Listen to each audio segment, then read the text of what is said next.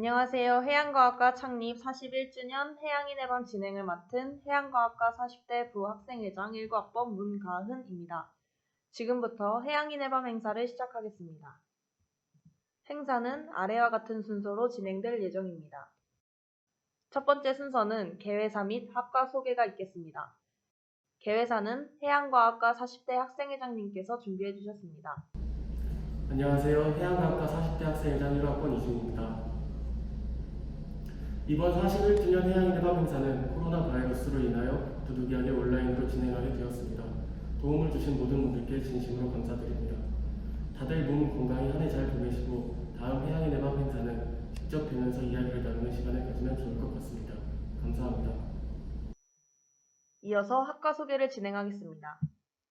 삼면이 바다인 우리나라는 친환경 해양 공간 이용과 보존, 그리고 해양 자원의 실용화와 산업화를 통해 해양과 연안의 지속 가능한 발전 및 선진 해양 강국의 실현을 국가 정책의 최우선 과제로 추진하고 있습니다. 이에 해양과학 기술 개발과 해양산업 발전을 선도할 전문 인력을 육성할 목적으로 1979년 자연과학대학에 해양과학과가 개설된 이후 21세기 신해양 시대의 중추적인 역할을 담당할 연구 인력과 해양 수산 관련 관, 공, 민간, 산업 분야의 전문 인력을 육성하고 있습니다. 현재까지 배출된 약 1,200여 명의 학사와 1983년 대학원 과정 설립으로 배출된 300여 명의 석박사들이 우리나라의 해양 환경 및 해양 수산 자원의 지속 가능한 관리와 보존, 그리고 응용 개발에 힘쓰고 있습니다. 다음으로 인하대학교 해양과학과 동문회장님의 인사말이 있겠습니다. 안녕하세요. 해양과학과 동문회장을 맡고 있는 84학번 주세종입니다. 코로나 때문에 해양인의 밤에 직접 참석하지 못하고 이렇게 화상으로 인사를 드리게 되어서 매우 아쉽게 생각합니다. 여기 보니 그 새로운 얼굴도 있고 그리고 낯익은 얼굴도 있네요.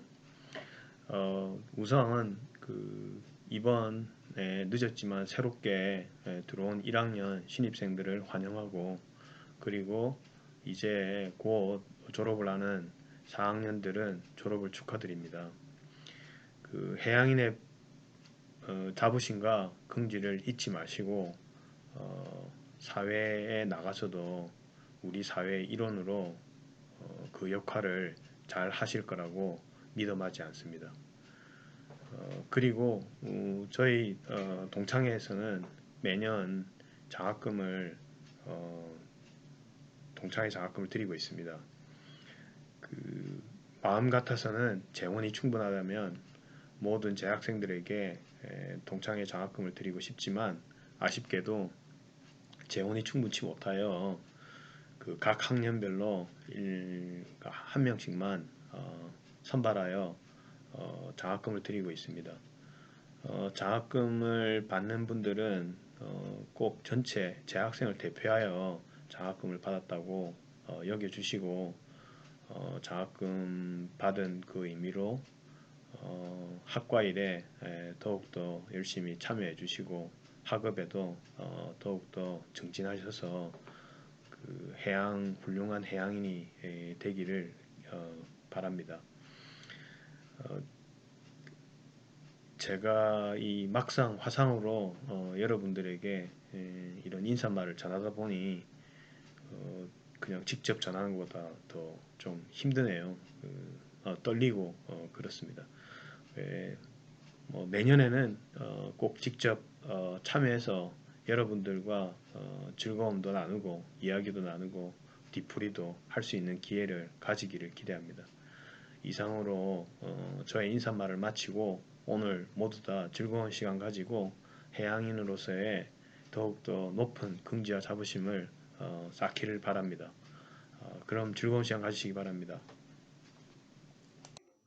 이어서 인하대학교 해양과학과 학과장님의 인사말이 있겠습니다. 자, 여러분 온라인 상으로 보지만 만나게 돼서 반갑습니다. 이 해양인의 밤은 우리 인하대 해양과학과의 굉장히 오래된 전통으로 계속해서 이 11월 초경에 선배님들을 다 모셔서 학생들과 함께 교류를 하는 그런 좋은 기회였는데 아시다시피 코로나로 수 없는 것은 너무 안타깝게 생각하고, 뭐 거기에 대해서 지금 수업도 대면을 할 수 없는 것도 굉장히 안타깝게 생각하지만 뭐 어쩔 수 없는 부분이 있다는 것은 다들 알고 있을 겁니다. 그럼에도 불구하고 늘 만나지는 못하지만 여러분들은 당연히 인하대 해양과학과의 소중한 학생들이고 건강을 잘 지키면서 다시 또 만날 때까지 건강을 잘 지키면서 잘 지내야 될 우리 과 학생들입니다. 아쉽고 또 불편한 부분도 있지만 그래도 불구하고 조금만 더 참으면 분명히 우리 다시 또 건강하게 강의실에서 학교에서 또 동아리방에서 과방에서 다시 만날 수 있는 그날이 올 거라고 생각합니다. 그날까지 건강히 잘 지내고 부디 서로 소통을 할 수 있는 그런 온라인상으로라도 서로 소통하면서 교수님들과도 친구들과도 그런 부족하지만 그렇게라도 서로 소통하면서 서로 의지하면서 잘 지낼 수 있길 바라겠습니다. 이상으로 우리 해양인의 밤 온라인 행사에 간단하게나마 인사말을 마치도록 하겠습니다. 감사합니다. 다음으로 연구실 소개가 있겠습니다. 안녕하세요. 수족 생산학 실험실 소개를 하게 된 석사과정의 이건호입니다.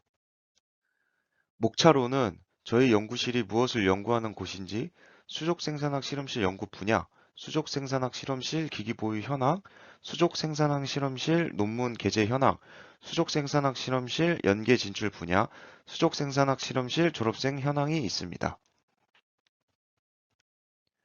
무엇을 연구하는 곳인지는 저희는 수계에 서식하며 인간에게 직간접적 영향을 미치는 수산생물을 대상으로 과학적인 조사 및 실험을 실시하여 학문을 연구하고, 유용 생물자원을 대상으로 수산 증양식 분야의 기술 개발과 기술 지도로 지역사회 발전에 기여할 수 있는 전문인을 양성하고 있습니다.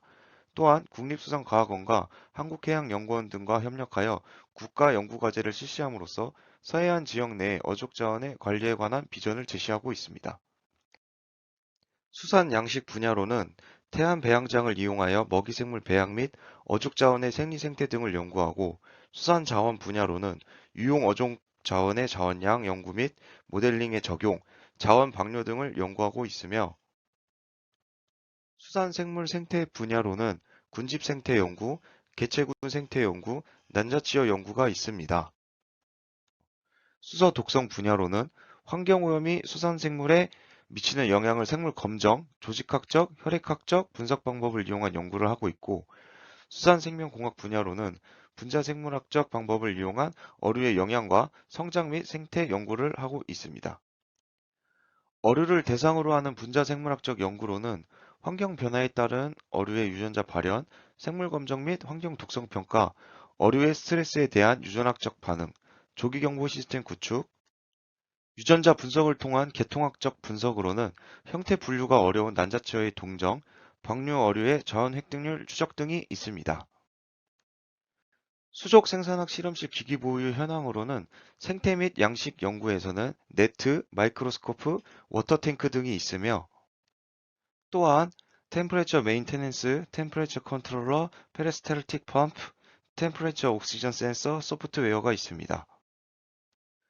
유전자 분석 기기 보유 현황으로는 프리저, 딥프리저, 오토클레이브, 아이스 플래커, 마이크로 피펫, 일렉트로닉 피펫, 워터베스 서큘레이터, 마이크로발란스, 센트리퓨지, 호모제네이저, 젤 도큐멘테이션 시스템, qPCR, 리얼타임 qPCR 서멀 사이클러가 있습니다. 실험실 논문 게재 현황으로는 보이시는 것 같이 최근 국내 논문과 최근 국외 논문으로 나눠져 있습니다. 국가기관으로는 해양수산부, 농림수산식품부 등 각 지방수산청과 지방수산과 공무원 등이 있고, 정부 출자기관으로는 해양환경관리공단 등 학계, 연구소, 해외 진출, 민간 수산업체 등으로 여러 진출 분야가 있습니다. 졸업생 현황으로는 석사 34명, 박사 8명으로 여러 진출 분야에 진출해 계십니다. 감사합니다.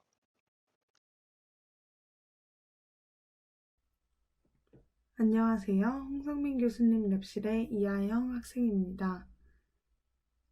이번 시간에 저희 연구실에 대해서 소개해보는 시간을 가질 건데요. 편하게 들어주시면 감사드리겠습니다. 우선 저희 교수님은 홍성민 교수님으로 프랑스에서 환경지화학 및 빙하학 분야 박사과정을 하셨고 극지연구소에서 극지시료를 가지고 지화학적인 거동을 연구하셨습니다. 저희 랩실은 펄이라고 불리는데요. 이는 한국말로 극지환경지화학 실험실입니다. 저희의 연구 분야는 크게 보면 지구과학을 연구하고 그 중에서 자세히 보면 지구화학과 극지과학을 연구하는 연구실이라고 생각하시면 됩니다. 빙하코어는 남극, 그린란드, 고산 지역에 존재하는 빙하로부터 시추된 원통형의 코어 샘플을 의미합니다. 빙하코어는 연마다 내리는 눈이 층상구조로 형성되며 눈이 당시 대기 환경의 특성을 반영하는 미세먼지, 재, 대기가스 버블, 방사성 물질을 포함하며 고기후 연구에 활용되는 중요한 환경시료입니다. 그렇다면 우리가 왜 극지 시료를 이용할까요? 첫 번째로 극지는 깨끗하기 때문입니다. 다른 지역보다 상대적으로 주 오염원이 되는 대륙들로부터 떨어져 있고 고립되어 있습니다. 그렇기 때문에 교란이 적습니다. 따라서 지구 규모의 대기 환경 변화를 연구하는 최적지로 여겨져 있고 화학 성분들의 인위적인 혹은 자연적 유입을 명확하게 분별할 수 있습니다. 두 번째로는 연대 측정이 쉽다는 것입니다. 매년 주기적인 적설이 있기 때문에 연대 측정이 다른 코어보다 비교적 쉽습니다.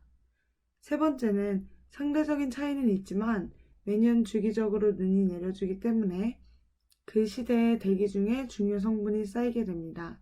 따라서 과거의 대기 정보를 그대로 가질 수 있다는 것이 장점입니다. 네 번째로는 환경 변화에 민감하므로 바로 반응이 일어납니다. 그 이후로 자연적, 인위적 규명이 명확해집니다. 다섯 번째는 많은 기록을 남길 수 있습니다. 또한 적은 양의 시료만으로도 다양한 성분 분석이 가능합니다. 마지막으로 중요한 기후 정보를 남극의 경우 최대 100만 년까지 얻을 수 있다는 것이 장점입니다. 다음은 빙하 시료를 샘플링하여서 처리하는 것을 보여드리는 사진들인데요. 처음에는 빙하코어를 시추합니다. 이 빙하코어를 시추한 것을 커팅을 해야 되는데 커팅을 하고 나서 VS와 ECM이라는 것으로 분석을 합니다. 처음에 VS는 코어 단면 사진과 레이어를 보여주고 ECM은 그래프와 같이 전기 전도도를 측정하여서 과거 수소 이온 농도를 유추할 수 있습니다.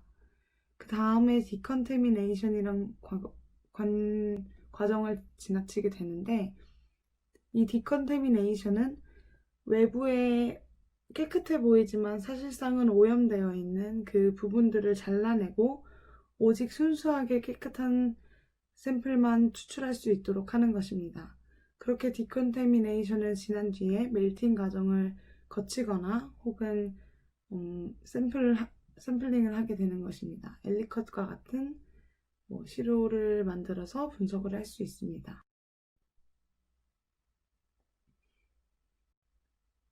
저희 실험실에서 사용하는 장비들에 대해서 간단히 말씀해 드리도록 하겠습니다. 첫 번째는 WS-CRDS입니다. 빙하 시료 및 대기 중 수증기의 안정 동위원소의 조성 차이에 따라서 회절 후에 감소된 레이저의 감도를 측정해서 동위원소 조성비를 분석하는 기기입니다. 그 옆에는 이온 크로마토그래피인 IC가 있습니다. 이온성 시료를 이온 교환 컬럼을 사용하여서 분리한 뒤에 화학적 서프레서와 전기 전도도 디텍터를 이용하여서 각 양이온 성분의 이온을 분석하는 기기입니다. 그 옆에는 고해상도 유도 결합 플라즈마 질량 분석기인 ICP-MS가 있습니다. 아르곤을 플라즈마 가스로 사용하여서 시료를 약 6000도의 높은 고온에서 이온화시킨 뒤 각 이온의 특성에 따라서 정량, 정성 분석이 가능한 질량 분석기입니다. 네 번째는 팀스인데 이 팀스는 납과 같은 동위원소를 측정하는 기기로 극지시료의 미량으로 존재하는 원소를 정량화할 수 있는 기기입니다. 그 외에도 CVAFS와 같은 극지시료 내에 존재하는 미량 수은을 정량하는 기기나 혹은 CFA와 FIC를 결합하여서 그 빙하 샘플이 빠르고 정확하게 분석될 수 있도록 하는 것입니다. 이런 장비들을 이용하여서 저희가 분석을 하는 것은 예를 들어서 FIC 시스템을 이용해서 스틱스 빙하 샘플의 분석을 할 수 있습니다. 이렇게 분석을 하여서 이온 데이터와 다른 보조 자료들을 토대로 스틱스 빙원 주변의 로스해, 해빙 변화 등 과거 환경 복원을 할 수 있습니다. 그리고 MCICP-MES는 앞서 말한 팀스와 그리고 ICP-MS를 결합한 장비인데요. 이런 장비를 통해서 극미량의 동위원 소비를 알아내고 그리고 팀스와 분석한 결과를 통해서 과연 이 장비가 얼마나 정밀하고 정확하게 샘플을 분석할 수 있는지를 알아낸 뒤 그 다음 직접 환경시료에 도입하려고 하고 있습니다. 그렇다면 저희는 과연 빙하만 연구하느냐? 그것은 아닙니다. 저희는 해양 퇴적물 시료를 이용하여서 다른 프록시들도 분석하고 있습니다. 한 예로 들어서 지금 연구실의 통합과정 이상희 학생은 극지연구소가 아닌 인천 서구에 위치한 국립환경과학원에서 퇴적물 시료 중금속 분석을 담당하고 있습니다. 이전에는 또 한국과학기술원에서 미세조류 배양에 관련하여서 공부도 하였습니다. 그리고 북극의 스발바르 피오르드 해양 퇴적물을 이용한 연구도 진행하고 있습니다. 마스터 사이즈 3000이란 기기를 이용하여서 입도 분석을 비롯하여 다양한 물리적, 화학적, 생물학적 프록시를 이용하여 조수 빙하의 후퇴 양상 등을 고환경 복원 연구를 진행하고 있습니다. 그 외에도 에어로졸 시료를 이용하기도 합니다. 이렇게 현재 국내 이어도 지역에서 대기 에어로졸 시료를 분석하여서 이 지역의 에어매스는 어디서부터 오는지, 주된 납 오염원은 어느 곳인지, 어느 국가의 영향을 받은 동위원 소비가 나타나는지 등의 연구를 수행하고 있습니다.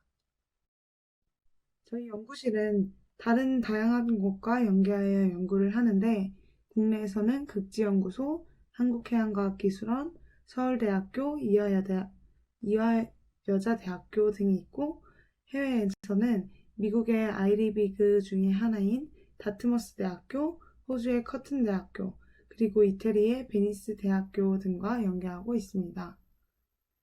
이로써 저희 연구실에 대한 소개를 마치겠습니다. 감사합니다.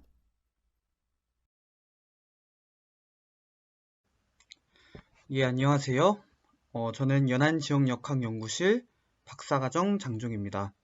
먼저 코로나 확산으로 인하여 이렇게 영상으로 만나뵙게 되어 굉장히 아쉽게 생각하고 있고 2020학년도 해양인의 밤을 기념하여 오늘 제가 연안지역역학연구실에 대해서 간략하게 소개를 드리도록 하겠습니다. 이제 넘어가네요. 연안지역역학실험실은 이 이름에서 저희가 하고 있는 연구가 어떤 것인지 간략하게 설명드릴 수 있습니다.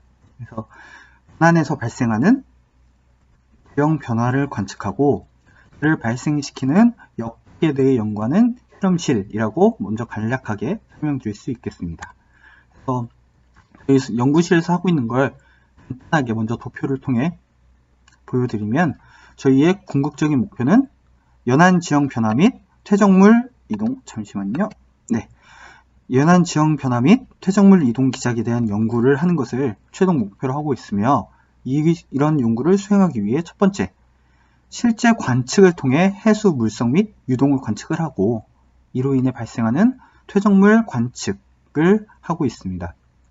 두 번째는 지형 변화의 직접적인 관측을 위하여 드론, 즉 무인 항공기와 같은 것을 이용하고 있으며 GPS를 통해 해빈을 측량하고 있습니다.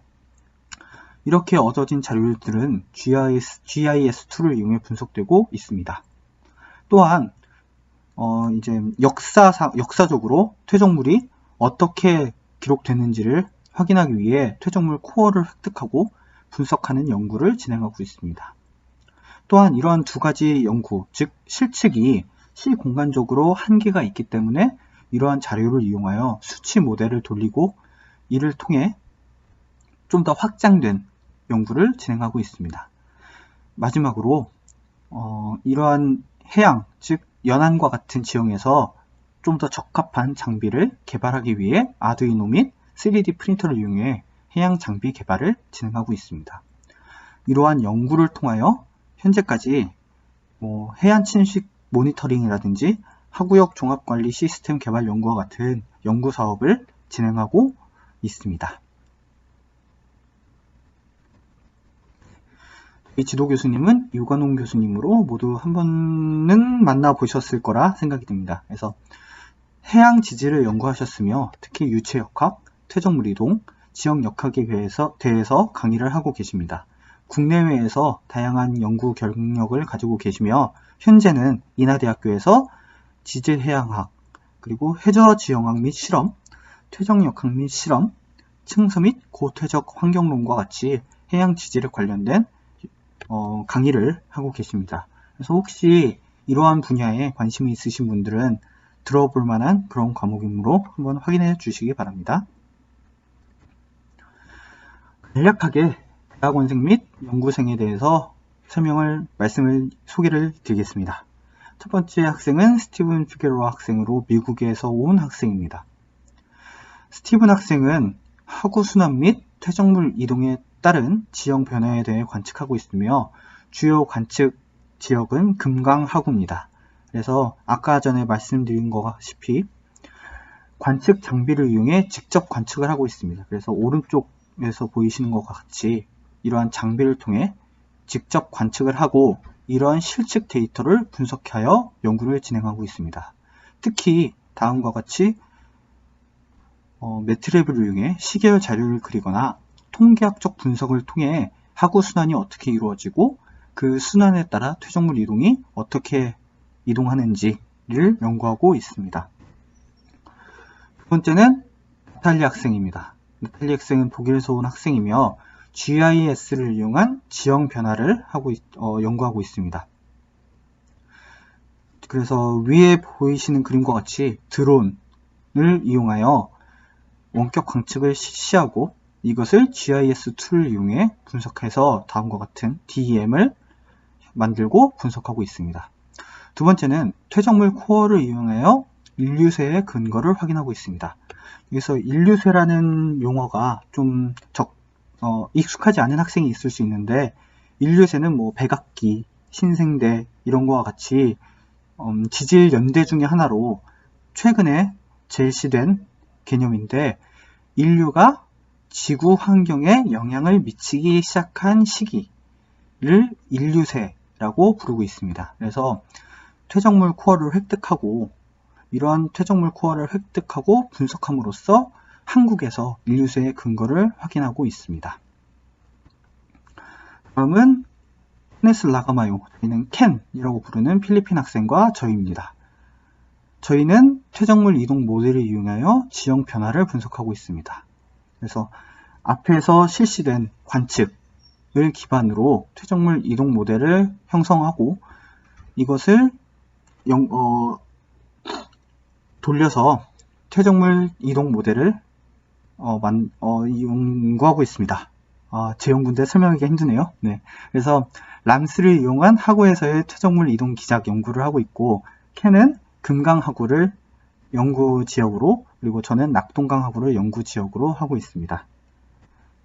마지막으로 주건 학생은 여기 연구생이라고 되어 있는데 이제 이번 학기에 석사 과정으로 들어왔으며 제가 앞서 설명드린 연구 장비 개발 부분을 담당하고 있습니다.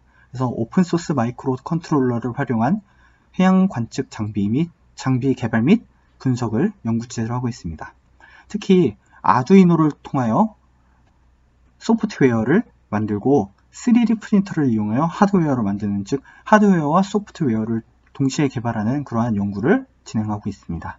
그래서 아래 그림과 같이 3D 프린터로 만든 글라이더를 실제 수영장에서 확인하고 있는 이러한 연구를 진행하고 있습니다. 연구 방법에 대해서 조금 더 디테일하게 설명을 드리도록 하겠습니다. 그래서 저희가 첫 번째로 하는 것은 실측, 즉 직접 관측입니다. 그래서 다음과 같이 해양에서 정점을 선정을 하고 이러한 주어진 정점에서 관측 장비를 이용하여 실제 관측을 하고 있습니다. 이러한 관측은 해수 물성 그리고 유동을 관측하고 있으며 다음 오른쪽 그림과 같이 수심, 염분, 수온 그리고 부유 퇴적물 농도 및 유속을 이렇게 특정을 하고 시계열을 그림으로써 서로 간의 상관관계를 파악하는 이러한 연구를 하고 있습니다. 두 번째는 퇴적물 코어 획득입니다. 그래서 위의 영상은 EBS 다큐프라임에서 인류새를 주제로 한 방송을 한 적이 있는데 그 방송 중 저희가 퇴적물 코어를 획득하는 장면을 촬영한 장면입니다. 그래서 퇴적물 코어가 어떻게 획득되는지 그리고 분석되는지를 보여주는 비디오입니다. 그래서 현재는 진동 코어, 즉 진동을 이용해서 해저면을 뚫고 코어를 획득하는 그런 코어를 이용하는 장면입니다. 그래서 코어를 이렇게 해저면으로 배 위에서 삽입을 하여 코어를 얻고 지금은 이제 삽입된 코어를 다시 획득하는 장면입니다. 그래서 이 단면이 해저면을 뚫고 들어가기 시작해서 코어가 이 파이프 안에 쌓이게 되는 것이죠. 그러면은 이 밑에 쪽을 잘라내는데 이 밑에 쪽을 잘라낸 이유는 진동 코어가 이제 해저면으로 들어가기 시작할 때 컨테미네이션, 즉 오염이 발생하게 됩니다. 그 진동으로 인해서 해저면이 혼란이 발생하기 때문에 그 부분을 잘라내고 그리고 퇴적물 코어가 어느 정도 여기는 지금 한 1.5m 정도 획득을 해서 그 위쪽은 필요가 없기 때문에 잘라내는 모습입니다.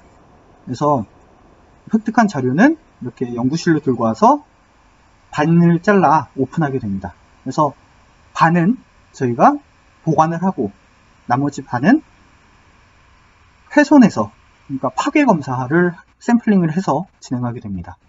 그래서 이렇게 획득된 코어는 위치나 어떤 방향인지 이렇게 표시를 하게 됩니다. 지금 보이는 장면은 이제 획득된 코어를 이용하여 XRF 원소 측정을 하는 모습입니다. 그래서 다음과 같이 전처리를 한 후 기계를 돌리면 오른쪽 아래와 같은 시계열 자료를 얻게 되는데 즉 높이에 따라 위에서부터 높이에 따라 어떠한 원소가 차지하는 비율을 이렇게 측정할 수 있는 장비입니다. XRF는. 그래서 지금은 XRF를 측정하고 있는 모습입니다.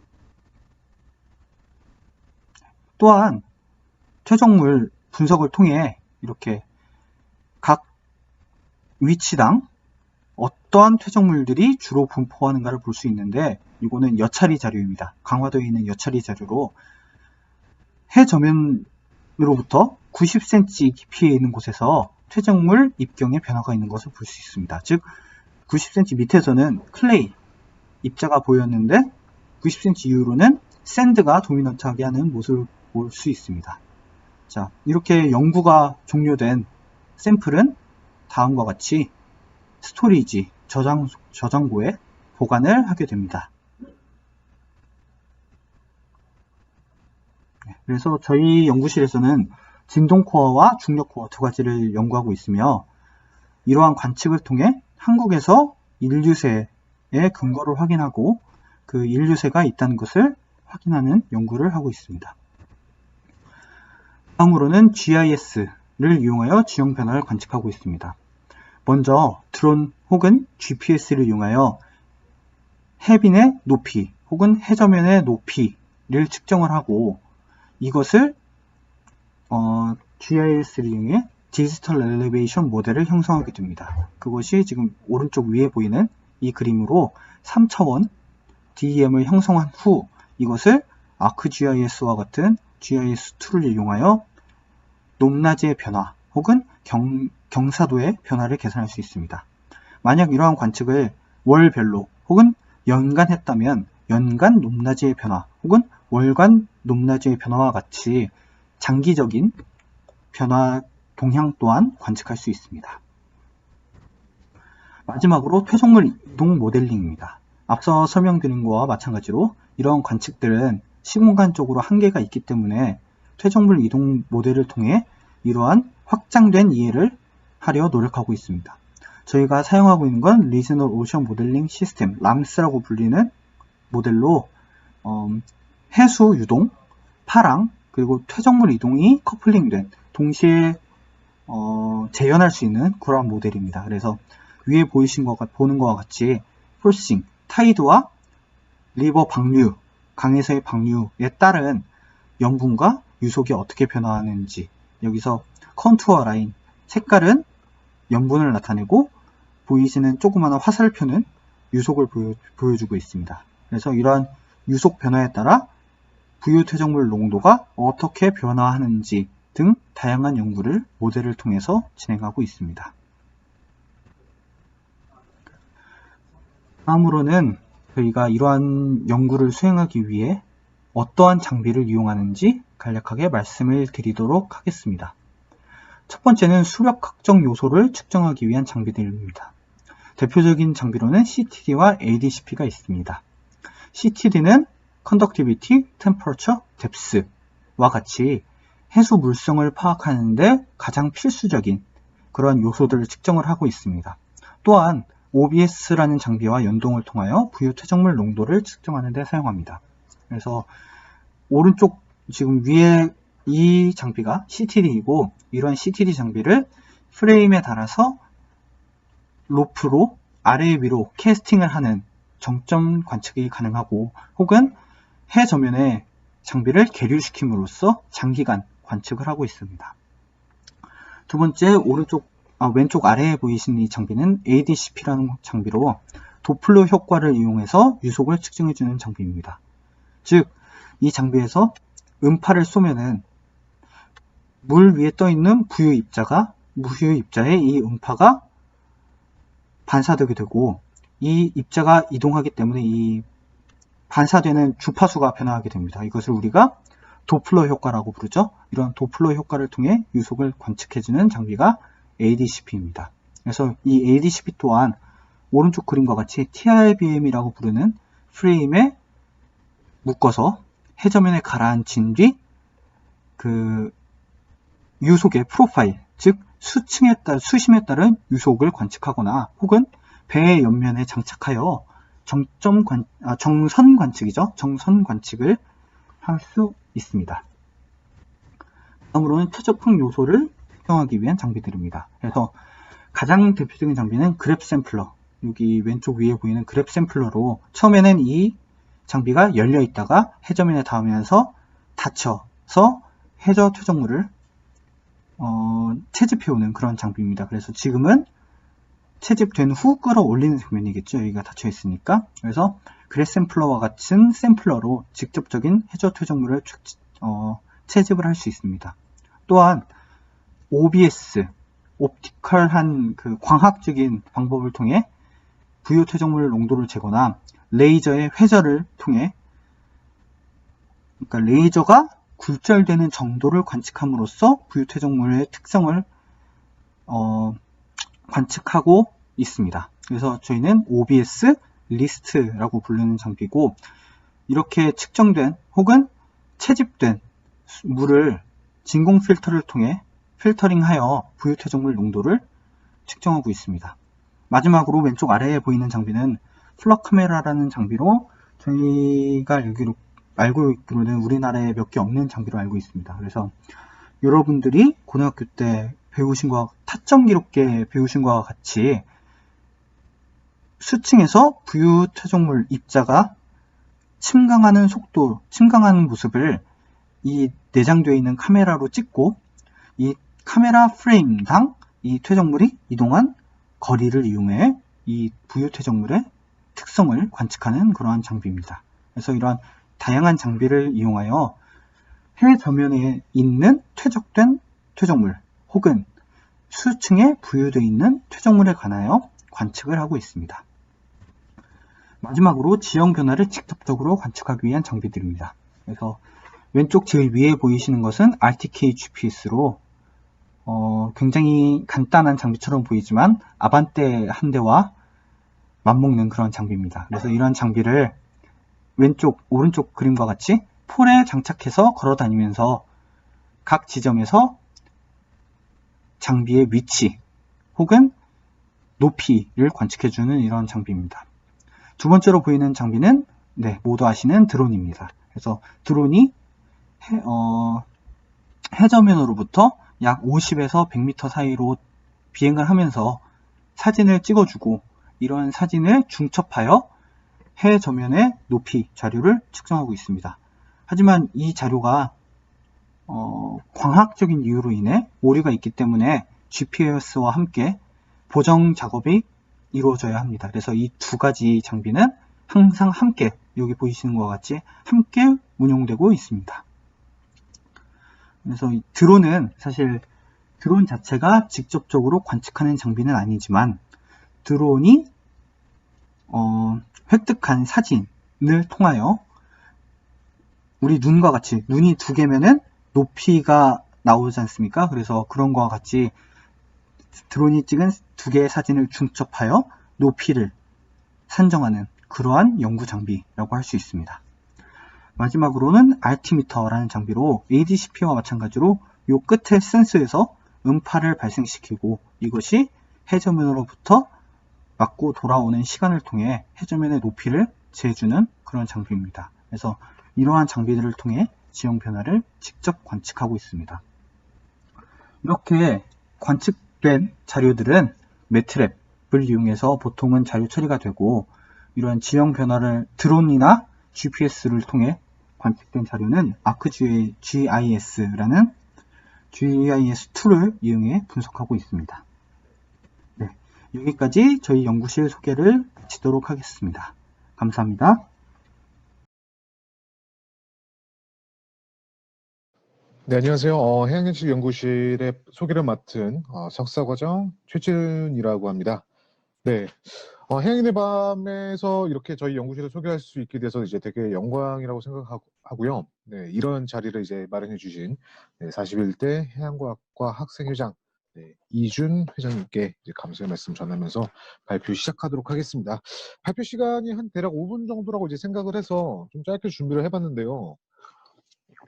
어떤 내용들을 이제 여러분들에게 또 이제 선배님들하고 이제 또 이제 앞으로 이제 미래를 책임져 나가야 될 이제 저희 후배님들에게 어떤 내용들을 좀 설명해 줄까 고민을 해봤는데 가장 좋은 방법은 제가 무엇을 하고 있느냐가 가장 중요한 내용인 것 같습니다. 그래서 저는 오늘 발표에서 뭐 이론적인 그런 내용보다는 제가 실질적으로 무엇을 하고 이제 제가 대학원을 들어오게 되는 계기나 이제 그런 연구자로서의 그런 다짐 그런 내용들을 이제 좀 여러분들한테 설명드리고 싶습니다. 네, 그래서 해양예측 연구실에 대해서 이제 간단하게 이제 소개를 진행해 보도록 할게요. 그래서 저희 연구실 같은 경우는 어떤 연구를 이제 주로 진행하냐라고 이제 물어본다면 보통 해양 예측, 그러니까 예측에 대한 프로세스를 연구하는 연구실이라고 생각을 해주시면 될 것 같습니다. 이런 예측이라는 범주는 이제 연안 지역의 그런 변화, 침식이나 투적 등에 의한 변화 그런 것들이 이제 발생하고요. 해안선에서는 이제 기압 점프에 의한 뭐 파랑이나 그런 파랑의 전파 그런 것도 이제 연구를 하고 있습니다. 그리고 이제 연안이나 하구에서 이런 조석에 의한 물질 이동이나 수리 현상들을 현장 관측이나 수치 모델로 이제 규명을 하는 그런 활동을 하고요. 항만 시설물의 이제 안정성이나 이제 수력학적인 그런 문제 해석 방법이나 이제 재저감 방제 대책 이런 분야를 이제 주로 연구한다고 이제 생각을 해주시면 될 것 같습니다. 그래서 이제 제가 실질적으로 이제 하고 있는 연구 분야는 수치 모델입니다.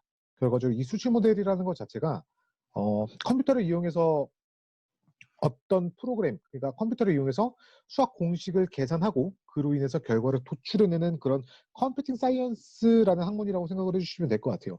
저는 그 중에서 해양 모델을 이제 주로 활용하고 있고, 이 해양 모델 중에 유한치적법을 활용한 비구조 격자를 활용한 피나이트 볼륨 컴퓨팅 오션 모델 FV컴이라는 이제 해양 모델을 이제 활용하고 있습니다.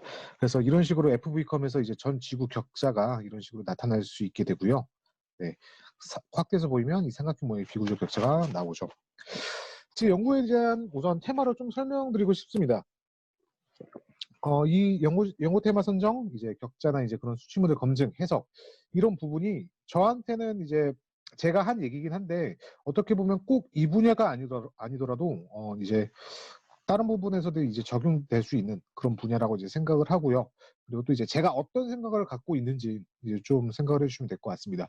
실질적으로 저는 인천에서 나고 인천에서 자랐습니다. 그리고 대학도 인천에서 나왔고요. 그리고 저희 아버지도 마찬가지로 인천 출신이고요.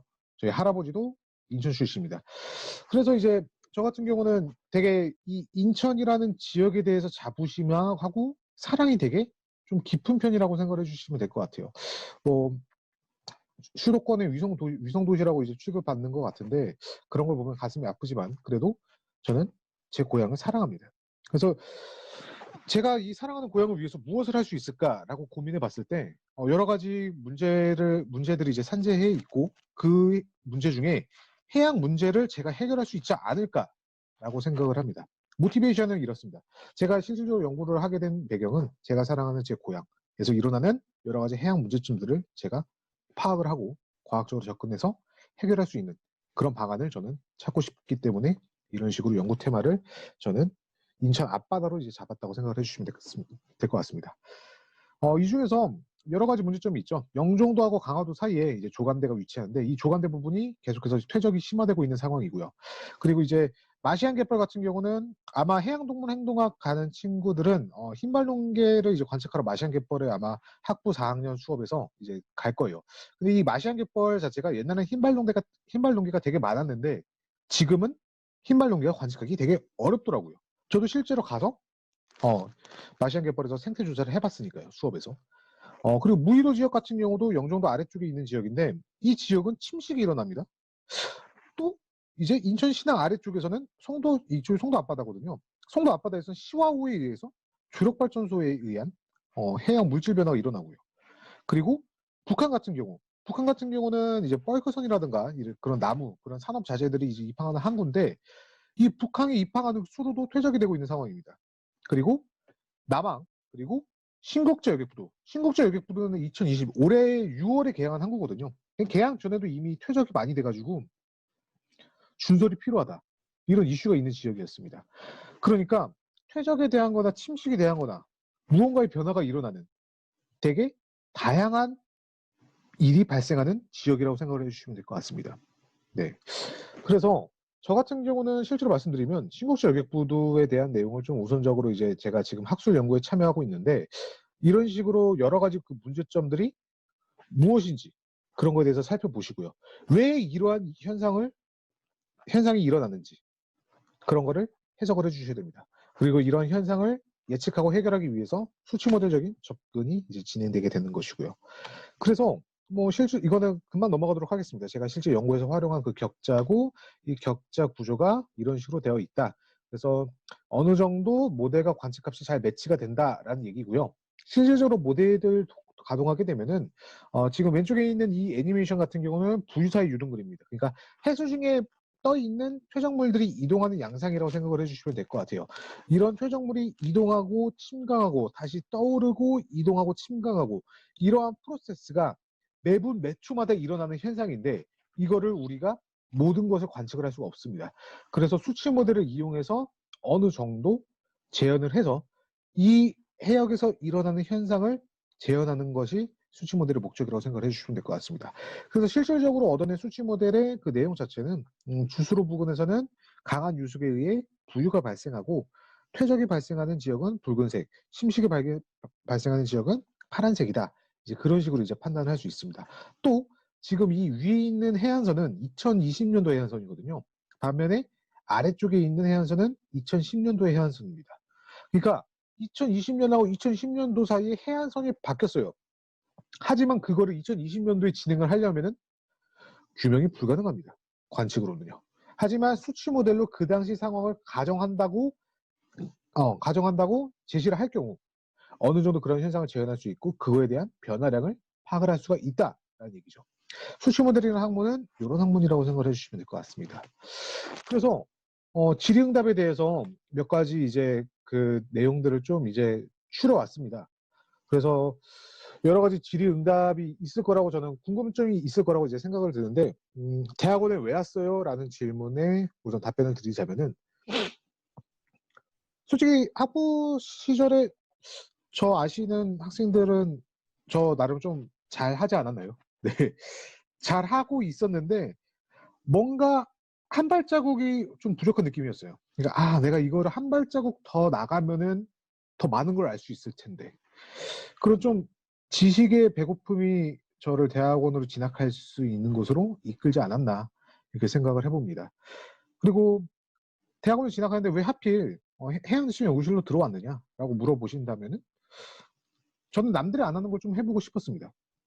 그러니까 수치 모델이라는 분야가 사실 컴퓨팅 사이언스이기 때문에 어떻게 보면은 공학적인 그런 접근도 가능하고요. 그리고 제가 이 석사 생활 중에 이런 수치 모델을 열심히 공부를 해서 박사 과정에 진학을 하게 된다면 제가 갖고 있는 수치 모델의 적용을 통해서 다른 학문과 학제 간 교환이 이뤄내지 않을까 이제 그런 생각을 이제 또 갖고 있기 때문에 저는 모델을 해보고 싶어서 이제 지원을 했던 것 같습니다. 네. 그러면 이제 뭐 저는 대학원을 가기 위해서 뭐 무엇을 했나요? 라고 물어보신다면은 그냥 저는 학교 생활 열심히 했어요. 학교 생활에 공부만 있는 게 아니라 친목 활동도 되게 열심히 했고 노는 것도 되게 화끈하게 놀고 되게 잘 재밌게 놀았습니다. 여러분들도 제가 후배 여러분들에게 드리고 싶은 말씀은 솔직히 말씀드려서 아마 저 때도 그러고 여러분 때도 그러지 않을까 싶어요. 해양과학과 나와서 뭐 생각보다 할 거 없어. 저거 하자. 라고 말하시는 분들이 좀 계실 것 같아요. 틀린 얘기 아닙니다. 맞는 소리예요. 해양과학과 나와서 할 수 있는 거 그렇게 많지 않아요. 하지만 해양과학과 특성상 이거를 할 수 있는 사람은 저희밖에 없습니다. 그러니까 이 해양학이라는 분야를 할 수 있는 사람들은 저희밖에 없기 때문에 세상에 어느 누구도 제가 설명한 이런 프로세스를 밝히는 사람은 없을 수도 있어요. 그러니까 여러분들이 갖고 있는 그런 전공에 대한 자부심을 가지고 열심히 수학을 하시다 보면은 길이 열리지 않을까 생각을 하고 있습니다. 아마 선배님들도 마찬가지 생각이실 거예요. 후배들에게 이제 전해주시고 싶은 마음은 어느 분야든 간에 열심히 하면은 어떻게 보면 길이 열린다. 그게 인생의 진리가 아닐까 이제 저는 생각을 하고 있습니다. 그래서 뭐든지 한번 다 열심히 한번 해보시고요. 하나뿐인 인생 좀 즐겁게 재미있게 본인이 하고 싶은 거 이루고 싶은 거 이루면서 여러분들이 이제 학교 생활 해주셨으면 좋겠습니다. 네, 저는 이제 물리행학 실험이나 해양 수치 모델링 조기로 들어가고 있고요. 이제 5호간, 오북 102호에 항상 상주하고 있으니까 언제든지 뭐 고민이라던가 혹은 이제 공부에 대한 조언이라던가 그런 부분에 대해서 여러분들 제 조언이 필요하다라고 하시면 저는 기꺼이 여러분들을 위해 시간을 드리도록 하겠습니다. 네, 부족한 발표 들어주셔서 감사하고요. 네, 해양인의 밤, 네, 41대 회장님에게 이런 자리 마련해 주셔서 정말 감사하다고 이제 생각하고 있습니다. 네, 그렇다면 좋은 하루 되시기 바랍니다. 자, 이상으로 해양예측연구실의 석사과정 최재훈이었습니다. 감사합니다.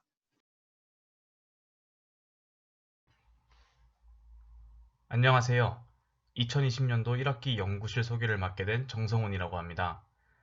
저희 연구실은 연안해양관측연구실로 현재 3층 오북 318호에 위치하고 있습니다. 목차는 다음과 같습니다. 지금 보시는 로고는 저희 연구실의 명패입니다. 저희 연구실은 쿨랩으로 불리는데 이는 코스탈 오션 오브저베이션 레버러터리, 즉 연안해양관측연구실입니다. 저희 연구실의 모토는 To observe is to believe입니다. 보는 것이 곧 믿는 것이다. 즉 백문이 불여일견이라고 할 수 있겠습니다. 해양을 직접 또는 간접적으로 관측함으로써 현재의 해양을 이해하고 해석하여 과거의 해양을 유추하고 미래의 변화를 예측하고자 하는 목표를 가지고 있습니다. 저희 연구실은 하우경 교수님의 지도하에 운영되고 있습니다. 교수님의 상세 프로필은 저희 연구실 홈페이지에서 확인하실 수 있습니다. 여러분, 해양이란 학문은 융합과학입니다. 여러 가지 학문들이 복합적으로 얽혀있는 학문으로 한 분야만 안다면 해양에서 일어나는 현상을 이해하기 힘든 것이 사실입니다. 따라서 저희 연구실은 융합 연구를 통해 해양에서 일어나는 현상들을 이해하고자 노력하고 있습니다. 그렇다면 저희 연구실에서 대표적으로 연구하고 있는 분야는 무엇이 있는지 소개해드리겠습니다. 우선 지질학과 물리학을 융합한 연구를 살펴보겠습니다. 세디먼트 다이나믹스란 무엇일까요? 퇴적물은 홀로 움직일 수 없습니다. 수측 내에서 침강하고 퇴적되어 다시 부유하고 운반되기까지 조석, 파도, 바람 또는 그 외의 물리적 요인에 의해 움직임이 시작되는 것입니다. 세디먼트 다이나믹스란 이렇게 퇴적물들이 수측 내에서 움직임에 관한 모든 현상을 연구하는 것입니다. 대표적으로 서해 및 남해에서 자주 행해지는 퇴적물 준설과 심해저 퇴적물 침식 등을 연구하고 있습니다. 다음은 지질학과 생물학의 융합 연구입니다. 지금 보시는 사진은 저희가 연구 중 현장에서 직접 찍은 사진으로 인천 강화도에 빠른 속도로 확산되고 있는 외래종 갯근풀의 사진입니다. 이 갯근풀은 해당 갯벌의 유속을 저감시켜 퇴적물의 침식을 줄이고 해당 표고를 높이는 등의 현상을 일으킵니다.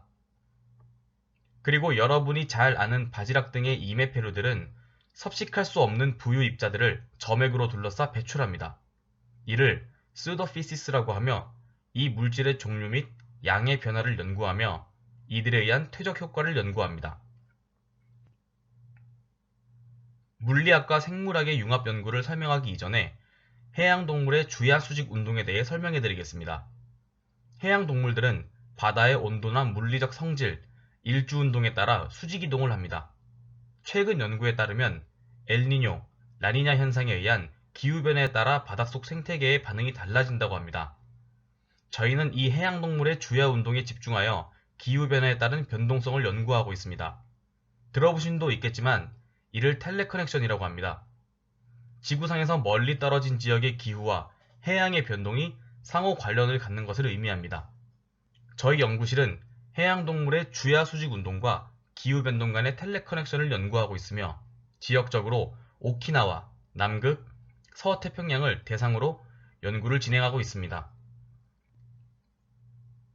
앞선 분야들을 연구하기 위해 저희 연구실에서는 다양한 해양 관측 장비를 구비하고 있습니다. 그중 첫 번째로 소개해드릴 장비는 음향 도플러 유속계입니다. 장비를 설명하기 전 도플러 효과란 무엇일까요? 도플러 효과란 소리를 방출하는 물체가 관측자 기준으로 가까워지거나 멀어질 때 파장이 달라지는 현상입니다. 관측자와 가까워질 때는 파장이 짧아져 음이 높게 들리고 관측자와 멀어질 때는 파장이 길어져 음이 낮게 들리는 것입니다.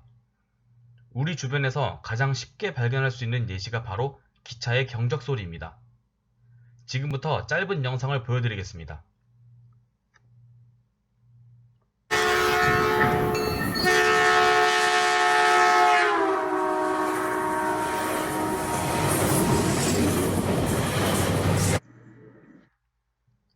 보신 것처럼 기차가 지나가고 나서는 경적 소리가 낮은 음으로 들리는 것을 확인할 수 있습니다.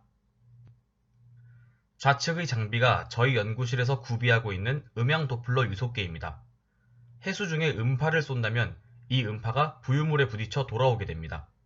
이때 음파의 주파수 변동량을 이용하여 부유물의 이동 속도와 송수신 시간차를 이용하여 해당 부유물까지의 거리를 이용하여 유속 프로파일을 얻을 수 있습니다.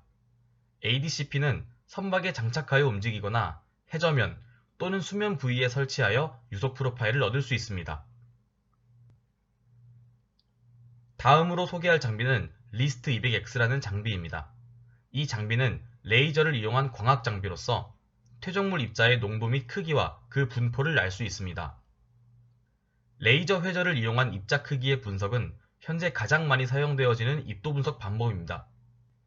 수중에 레이저를 쏘면 부유물질과 부딪혀 산란이 되고 산란으로 인해 감쇄된 레이저 세기를 측정하여 산란을 일으킨 입자의 크기를 측정하게 됩니다. 리스트 200X의 경우 36개의 각도 수신기를 가지고 있으며 1에서 500 마이크로미터 단위까지 측정이 가능합니다.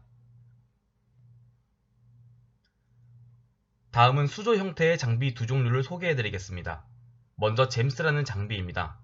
잼스는 현장에서 획득한 퇴적물 시료에 인위적으로 점차 증가하는 전달 능력을 가하여 표층에 있는 퇴적물을 포함한 여러가지 물질의 부유를 관측하는 장비입니다. 현재 화면상의 우측은 잼스의 운용 모식도이며 좌측은 현장에서 실제로 운용 중인 잼스의 사진입니다. 총 7단계의 전달 능력이 가해지며 분석 후 바닥에 가해지는 전달 능력에 따른 탁도 변화값으로 침식 임계값을 산정하게 됩니다. 다음은 최근 지질해양학 실험실에 설치된 메조코즘입니다. 메조코즘은 지름 1m, 높이 1m 크기의 대형 수조입니다. 메조코즘을 인터넷에 검색하시게 되면 생태계 연구 분야에서 실제 생태계의 일부를 인위적으로 닫힌 생태계로 옮겨 실험 조작이나 관측을 할 수 있도록 한 것으로 나옵니다. 융합과학을 추구하는 저희 연구실 또한 해당 장비를 이용하여 인공생태계 조성이나 퇴적물 부유 메커니즘 연구 등 여러가지 실험을 진행할 수 있을 것으로 예상됩니다. 메조코즘에는 유속을 일으킬 수 있는 프로펠러와 인위적인 빛을 비출 수 있는 조명 등이 있으며 여러 관측 장비를 설치할 수 있는 하단의 홀들과 측면 장비 설치구를 장착하였습니다. 다음은 저희 연구실에서 제공할 수 있는 이점들을 알려드리겠습니다. 첫째, 철저한 논문 지도입니다. 이공계열 대학생 및 졸업생으로서 나 자신을 가장 잘 어필할 수 있는 것이 무엇이 있을까요? 저는 글과 논문이라고 생각합니다. 대학 진학 후 이공계열 관련 글을 써보신 분이라면 글쓰기가 얼마나 어렵고 고통스러운 과정인지 아실 것입니다. 저희 연구실에선 교수님께서 좋은 글과 논문을 쓰기 위해 빠르고 철저한 논문 지도를 해주십니다. 저도 입학한 지 이제 5개월 남짓밖에 되지 않았지만 수차례의 논문 지도를 받았습니다. 여러분 또한 졸업할 때 나의 제대로 된 무기 하나를 장착할 수 있으리라 믿어 의심치 않습니다. 둘째, 국내외 다양한 교환 학생 및 파견 프로그램입니다. 특정 분야를 공부하다 보면 국내외 다양한 곳에서 더 배우고 싶은 생각이 많이 들 것입니다. 저희 연구실에선 이미 국내 대학 및 남극, 스웨덴, 그리고 북서태평양 등 다양한 곳에서 공부와 연구를 경험하신 선배님도 계십니다. 여러분도 그 주인공이 될 수 있을 것입니다. 셋째, 다양한 인턴십 기회입니다. 대학 및 대학원을 졸업한다 하더라도 취업 시장은 여전히 차갑기 그지없습니다. 이러한 상황에서 국내 극지연구소, 해양과학기술원, 지질자원연구원 등에서의 인턴 및 연수생의 기회는 흔치 않은 기회일 것입니다. 인턴십을 경험한다는 것은 사회로 나아가기 전 사회를 미리 체험해볼 수 있는 기회이자 자신의 새로운 관심 분야를 넓힐 수 있는 동시에 잘못된 길을 바로잡을 수 있는 기회입니다. 여러분도 이 기회를 놓치지 않았으면 좋겠습니다. 마지막으로 위와 같은 기회 및 지원을 토대로 여러분이 희망하는 분야의 최고가 될 수 있다는 점을 말씀드리고 싶습니다. 여러분이 스스로 노력만 한다면 해당 분야의 최고가 될 수 있습니다. 저희 연구실의 지원 조건은 4학년 혹은 그 이상이라면 건강한 신체와 정신, 도전적인 정신, 젊음을 투자할 용기, 해양학에 대한 꿈과 비전이 있다면 누구나 지원 기회는 주어집니다. 저희 연안해양관측연구실에서 해당 분야의 최고가 되고자 하는 학생을 기다리고 있겠습니다. 이상 발표자 정성훈이었습니다. 지금까지 발표를 경청해 주셔서 감사합니다.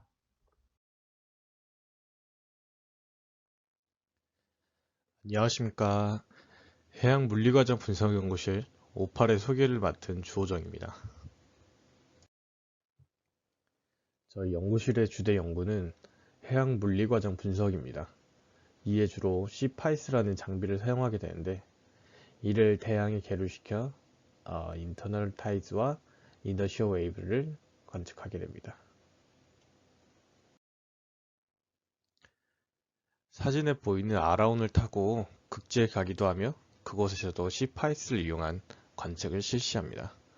최근에는 인공지능 딥러닝을 이용해서 해양 현상 분석에 발을 딛고 있습니다.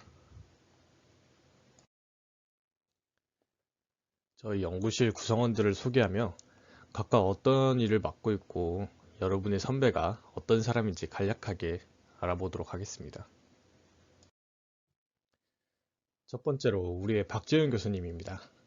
이 PPT 어디선가 많이 본 포맷이죠? 오른쪽에 보이는 그룹 채팅은 구성원들이 이 사람 하면 생각나는 것을 롤링페이퍼처럼 써달라 했는데 다들 찬양하는 말뿐이네요. 둘 중 하나겠죠? 진짜 빛이거나 악덕이거나 여러분의 선택에 맡기겠습니다. 오파리 배출한 1호 박사님입니다. 현재는 졸업하셔서 이제 곧 극지연구소로 가시지만 저희 영원한 맏형이죠. C-파이스를 이용한 북극해 탐사가 주 연구 주제입니다. 이제 떠나시다 보니 연구소 얘기가 많네요. 동안이시라 그렇게 안 보이지만 두 딸아이의 아버지이기도 합니다. 자, 이제부턴 현재 재학 중인 학생들입니다. 최고참이자 정말 내일 모레면 30이 되는 박사과정 선배입니다. 우리나라 주변 내부 조석파 및 딥러닝을 연구하고 계시죠. 셀카를 보내달라 했는데 혼자 굉장히 폼을 잡고 있네요. 채팅엔 투덜이, 일일비, 곧 30이다 뭐 이런 얘기가 있는데 앞자리가 바뀌면 살짝 예민해지는 시기인가 봅니다.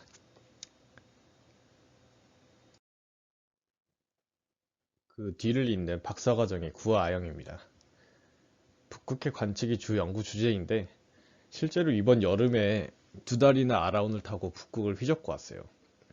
저도 한 번쯤은 극지에 가고 싶은 마음이 있었는데 이 친구 말 듣고 생각을 좀 달리하게 되는 는 농담이고 실제로는 가슴이 웅장해진다고 합니다.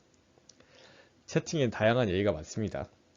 뭐 아라운도 있고 뭐 롤 얘기도 있는데 실버로 갑시다 하는 거 보니 브론즈인가 보네요. 또 얼마 전엔 생일이었으니 지나가다 보면 생축 한번 해주세요. 또 다른 박사과정의 최고령 맏언니이자 저희 방 AI 연구의 선구자입니다. 이 선배님이 없었으면 아직 저희는 딥러닝을 시작하지 않았을 수도 있습니다. 인공지능을 이용한 해양 현상 분석이 주 연구 주제입니다. 채팅에는 뭐 미식가, 식객, 맛집 디렉터, 거의 뭐 인천 파워 블로거입니다. 여러분도 친해지셔서 만난 거 많이 사달라고 하세요. 올해 석사를 졸업하면서 동시에 박사과정에 돌입하는 이강령입니다. 조곤조곤하게 언니 오빠들에게 일침을 가하는 일침 장인이죠. 매년 강도가 강해져서 뭐 채팅에도 보이시지 뭐 거의 실수라고 볼 수 있죠. 연구 주제는 적도 동태평양의 Tropical Instability Waves에 의한 바로트로픽 러스 웨이브스의 전파입니다. 말이 좀 어렵죠? 네, 저도 어렵습니다. 자, 다음은 접니다. 올해 석사과정을 시작했는데 시간이 너무 빨리 가네요. 노는 게 제일 좋은 뽀로로지만 연구는 해야겠죠. 제 주제는 딥러닝을 이용한 우리나라 주변 수온 예측입니다. 익명이라 했지만 뭐 브론즈 놀리지 마라. 이 할미는 이런 채팅 보면 여러분도 누가 썼는지 유추 가능할 것 같네요. 저와 석사과정 동기인 MBA급 피지컬을 가진 송하진입니다. 덩치가 굉장히 큰 친구라 뭐 엄청 많이 먹을 것 같지만 또 그리 많이 먹지는 않으니 편견은 갖지 마세요. 연구 주제는 남극해에서 ACC를 가로질러 남쪽으로 향하는 열 수송량 변동입니다. 채팅 보면은 뭐 여전히 성장 중인 친구인가 봅니다. 이 굉장히 인상적인 얘기가 있는데 처녀 자리에 수지와 동갑이라고 하네요. 또 한 명의 저희 석사과정 동기인 김송학입니다. 최근에 뭐 좋은 일이 생겼는지 연구실에서 가장 행복해 보입니다. 딥러닝을 통한 해수 혼합 연구가 주 연구 주제입니다. 평소에 구성원들과 원만하게 잘 지낸다는 걸 채팅에서 여실히 보여주는데 다들 뭐 할 말이 없나 봐요. 학형 그만 친해지자. 하이. 뭐 굉장히 성의가 없네요. 자, 대망의 마지막. 이번 학교에 들어온 우리 막내 김기덕군입니다. 삼고초려 끝에 저의 연구실에 한 자리를 얻어냈는데요. 과연 그는 내년에 후회하지 않을지 앞으로 행보가 더 기대되는 친구입니다. 지나가다 마주치면 힘내라고 한마디씩 해주세요. 기덕이에게 큰 힘이 됩니다. 자, 이상으로 저희 연구실 소개를 마치겠습니다. 저희 연구실은 언제나 열려 있으니 편하게 들어오세요. 감사합니다.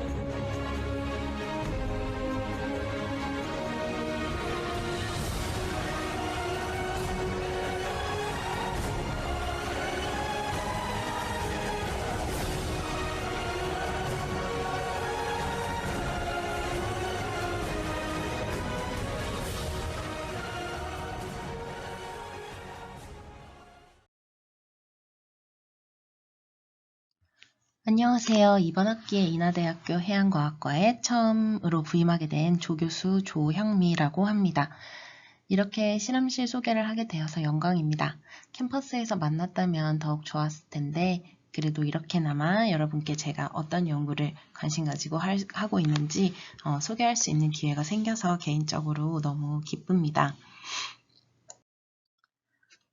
먼저 이렇게 제 소개를 간략히 하자면 올해 이제 말씀드렸듯이 처음으로 인하대 해양과학과에 왔고요. 전공은 화학해양학입니다. 그래서 이제 이 뒤에서 차차 어떤 이제 화학해양학에서도 다루는 여러 가지 연구 주제들이 있는데 여러 분야들 중 제가 어떤 연구를 하였고 또 어떤 것들에 주로 관심이 있는지 그런 것들을 소개를 해드리려고 해요. 그리고 여기 보시다시피 제 사무실 오피스 위치와 전화번호 그리고 연락 가능한 이메일 주소를 이렇게 기재를 해 놓았습니다. 그래서 이제 오피셜한 상담 가능 시간으로 수요일 오후 2시부터 3시까지로 정해 놓았는데요. 코로나도 있고 여러 가지 여타 상황들을 지켜보면서 꼭 이때가 아니더라도 이메일로 먼저 연락을 주면 시간 약속을 잡은 후에 개인 면담을 직접 하고 싶다 하는 학생들은 연락을 주면 되겠어요. 제 연구 분야를 소개해 드리겠습니다. 현재 전 지구 환경 과학 연구를 하는 그 시점에서 중요하고 어려운 문제는 역시 기후변화, 생태계 변화, 그리고 오염을 꼽을 수가 있겠죠. 그리고 긴 시간 스케일에서 봤을 때 이런 전지구적인 기후변화에 있어서 바로 이 해양의 역할이 가장 중요하다고 주목을 받고 있습니다. 예를 들어서 인간의 산업활동에 의한 질소 배출 증가는 육상과 해양의 생태계를 변화를 시키고 이는 또 탄소 순환을 변화시켜서 결국 기후변화에도 영향을 미치는 그런 사이클을 만들어내고요. 또 산업활동에 의해서 이산화탄소 배출이 증가하는 것은 직접적으로 지구온난화를 야기할 뿐 아니라 해양 산성화라는 문제를 또 일으키고 해수 순환의 변화 그리고 해양 생태계에도 변화를 일으킵니다. 이러한 문제를 진단하고 해결하기 위해서 먼저 해야 될 일은 바로 육상으로부터 이 물질, 육상기원의 물질이 얼마나 해양으로 유입이 되며 그리고 해양으로 유입된 물질이 해양에서 해양 오염과 탄소 순환, 생태계 변화에 어떤 영향을 미치는지를 이해하는 것입니다. 이것이 바로 제가 하는 연구를 이렇게 그림 하나로 나타내 본 건데요. 저는 이렇게 해양의 물질 순환과 탄소 순환에 있어서 가장 영향력이 큰 연구를 할 수 있는 육상으로부터 해양으로 유입되는 영양염, 유기탄소 등 이러한 생물 관련 물질들의 플럭스를 구하는 연구를 합니다.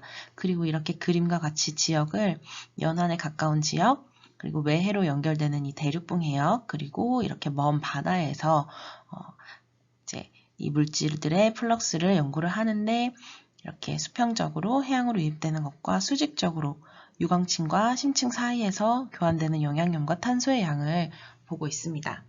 우선 제가 가장 많이 했던 연구는 이 연안에서 해저 지하수 관련 연구를 수행한 것이에요.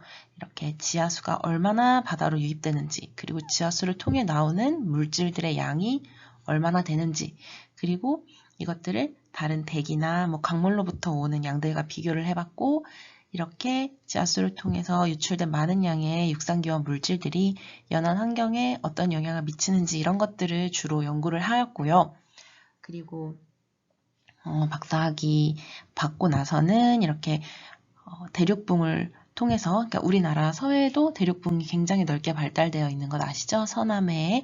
그래서 이렇게 대륙붕을 통해 대양으로 영양염류라든지 유기물질의 공급이 얼마나 이루어지는지에 대한 연구를 했고요. 또 이렇게 외양에서 먼 바다에서 심층으로부터 수직 혼합에 의해서 올라오는 영양염류가 표층으로 얼마나 공급이 되는지 그리고 유광층에서 생물활동에 의해 합성된 유기탄소가 얼마나 심층으로 가라앉는지에 대한 연구에도 관심을 가지고 수행 중입니다. 이렇게 앞에서도 말했듯이 해양에서의 탄소 순환과 이제 이런 전지구 기후변화 우리가 지금 이렇게 주목하고 있는 기후변화랑 밀접한 관련이 있기 때문에 이러한 해양에서의 물질 순환 연구는 굉장히 중요하다고 할 수 있고요. 또 이러한 물질 교환률 같은 것이 자체적으로 인간 활동에 의해서 많은 변화를 받고 있고 받아왔고 현재도 변화되고 있다는 것입니다. 그래서 해양화학 연구는 이렇게 그냥 이 과학적인 측면에서만 의의를 갖는 것이 아니라 인간과 또 다른 여타 생물의 미래세대 건강을 보장하고 해양에 존재하는 방대한 광물과 자원을 지속 가능하게 하는 법을 배우기 위한 그런 실용적인 의의를 가진다고 볼 수가 있겠습니다. 먼저 이제 제가 연구했던 것 중에 가장 많은 연구를 이렇게 시간을 할애했던 것이 이 해저지하수 관련 연구입니다. 먼저 지하수라고 하면 여러분은 땅에서 끌어올려서 우리가 이렇게 사용하는 안반수 같은 개념이 더 익숙할 수 있겠는데, 저는 연안으로 유출되는 이 해저지하수에 대해 연구를 할 때 우리가 생각하는 육지로부터 이렇게 유입되는 담지하수도 포함을 하였고, 또한 이 recirculating seawater라고 하는 부분이 있는데 해수가 연안에 수소성이 높은 대수층 내로 스며들었다가 일정 시간 머무르고 다시 바다로 빠져나가는 이런 재순환된 형태의 해수인 염지하수, 그러니까 염을 포함하는 지하수를 모두 함께 연구를 했습니다. 사실 해양으로 어떤 육상기업 물질이 유입된다라는 경로는 우리가 잘 알고 있는 것이 강물, 대표적인 게 큰 강을 통해서 해양으로 유입이 되고, 그다음에 대기를 통해서 이렇게 드라이 디포지션이나 강으로 통한 웻 디포지션으로 유입이 많이 된다라고 배웠잖아요.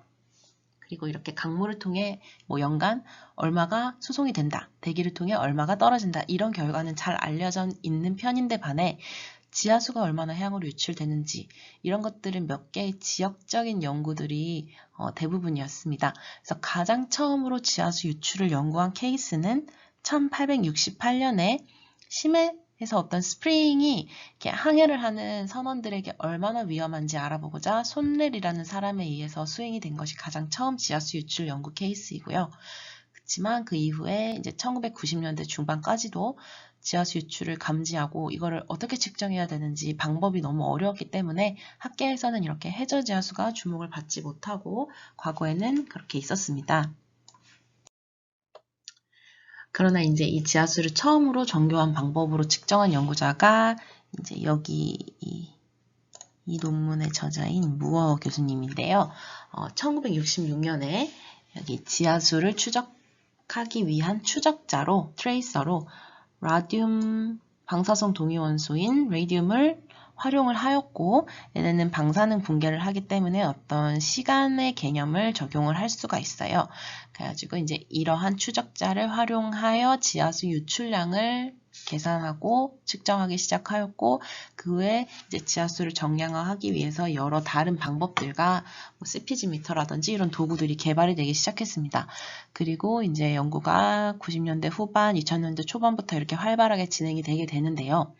이제 지역적인 연구에서 벗어나서 좀 더 큰 이렇게 요 왼쪽의 결과 같은 경우에는 지중해 전반적으로 이제 지하수가 얼마나 유출이 되고 영향력 유출이 얼마나 되는지, 이 무어 교수님의 연구 결과 같은 경우는 네이처지에 실린 연구 결과인데, 대서양에서 이렇게 수많은 이 트랜섹트를 따라서 이제 시료를 뜨고 계산을 하고 측정을 하고 한 결과 이제 대서양에서의 지하수 유출이 강물 유출량과 거의 비슷하다. 80에서 160%, 물론 이제 오차 범위는 크긴 하지만 굉장히 비슷한 양이 유출된다라는 결과가 나오게 됩니다.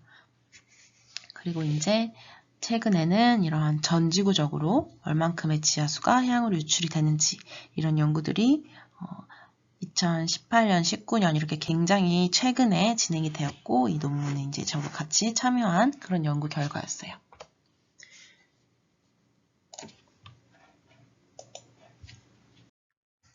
근데 지하수 연구에서 중요한 것은 이제 물이 얼마나 바다로 흘러드는지, 그것도 중요하지만 이것이 얼마나 많은 물질을 해양으로 공급하는 어떤 수송 경로인지 이거를 파악하는 것도 굉장히 중요합니다.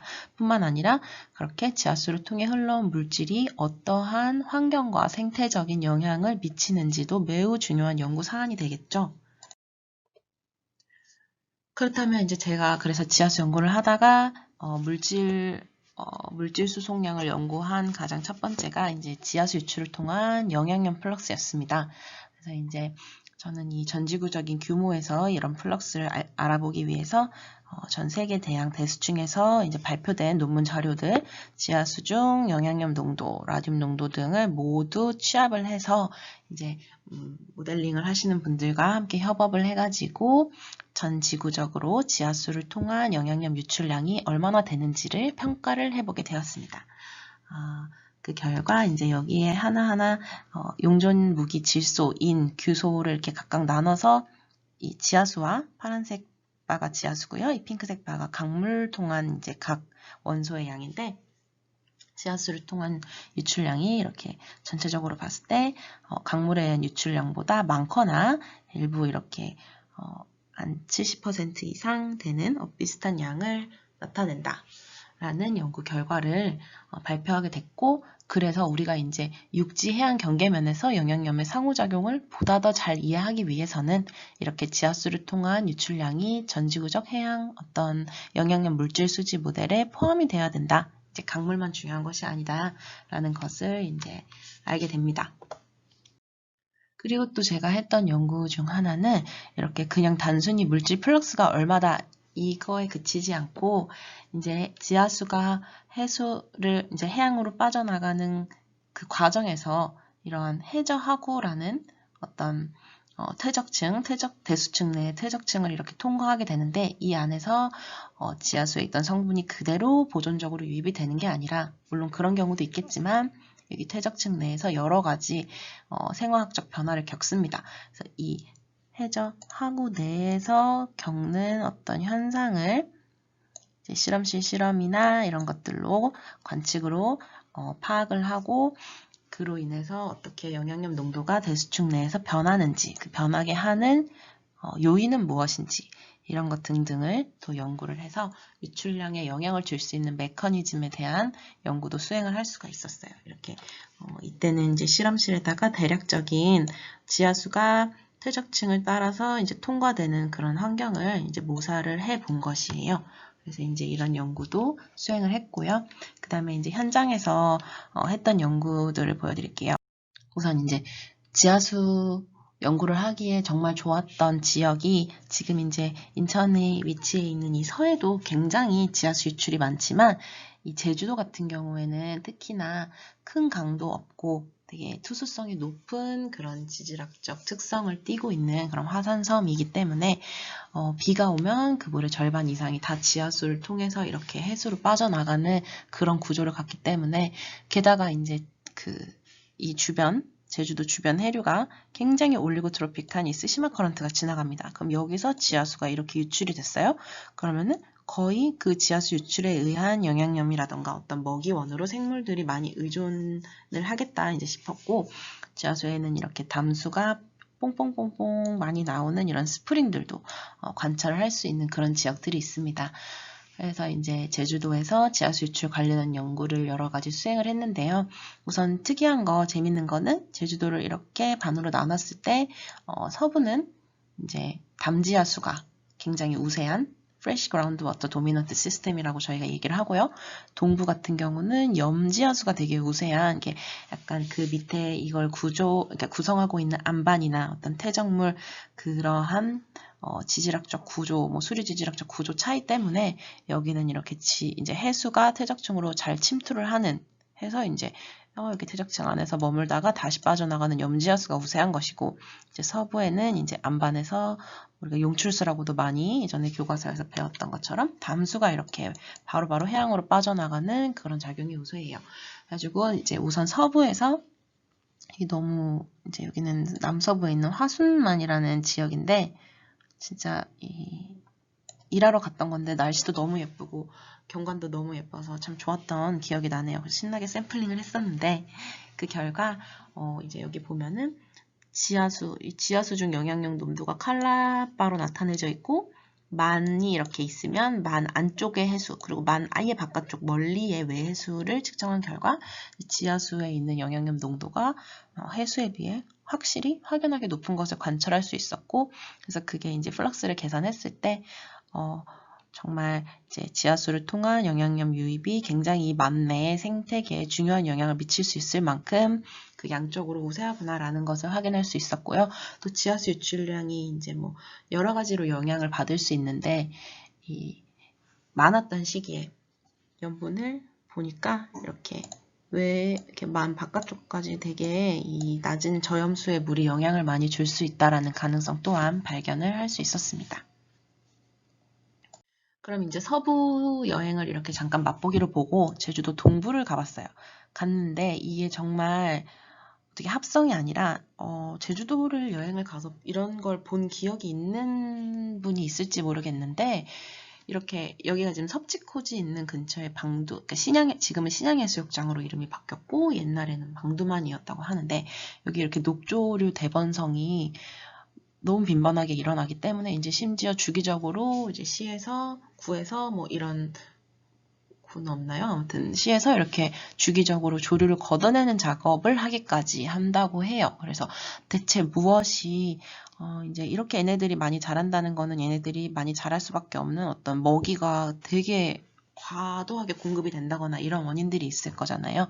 때문에 그 원인을 밝히고자 제가 이제 뭐 방사능 추적자로는 지하수를 유출량을 조사를 하고 그 다음에 여기서는 안정동위원소 이렇게 O18이나 N15 등을 추적자로 사용을 해서 이제 지하수를 통해서 영양염이 많이 유출되는데 그 영양염의 기원이 무엇일까 하는 이제 그런 연구를 수행을 했습니다. 그래서 했던 결과는 이제 이 지역에 지하수도 있고 양식장수 유출도 있고 여러 가지 뭐 대기로부터 올 수 있는 양도 있고 근데 강은 없고 막 이래서 이제 여러 가지 어떤 유입 소스를 비교를 했을 때 이렇게 심각한 부역양화가 일어날 수 있는 원인은 지하수를 통해서 과잉으로 질소가 유입되기 때문이구나 이렇게 밝힐 수 있게 되었어요. 이렇게 화학적 추적자를 이용한 연구는 단지 화학해양학 그 과학적인 의 자체에만 그치지 않고 이렇게 우리가 살아가는 환경적으로도 되게 악취가 심하고 인간에게도 이렇게 좋지 않고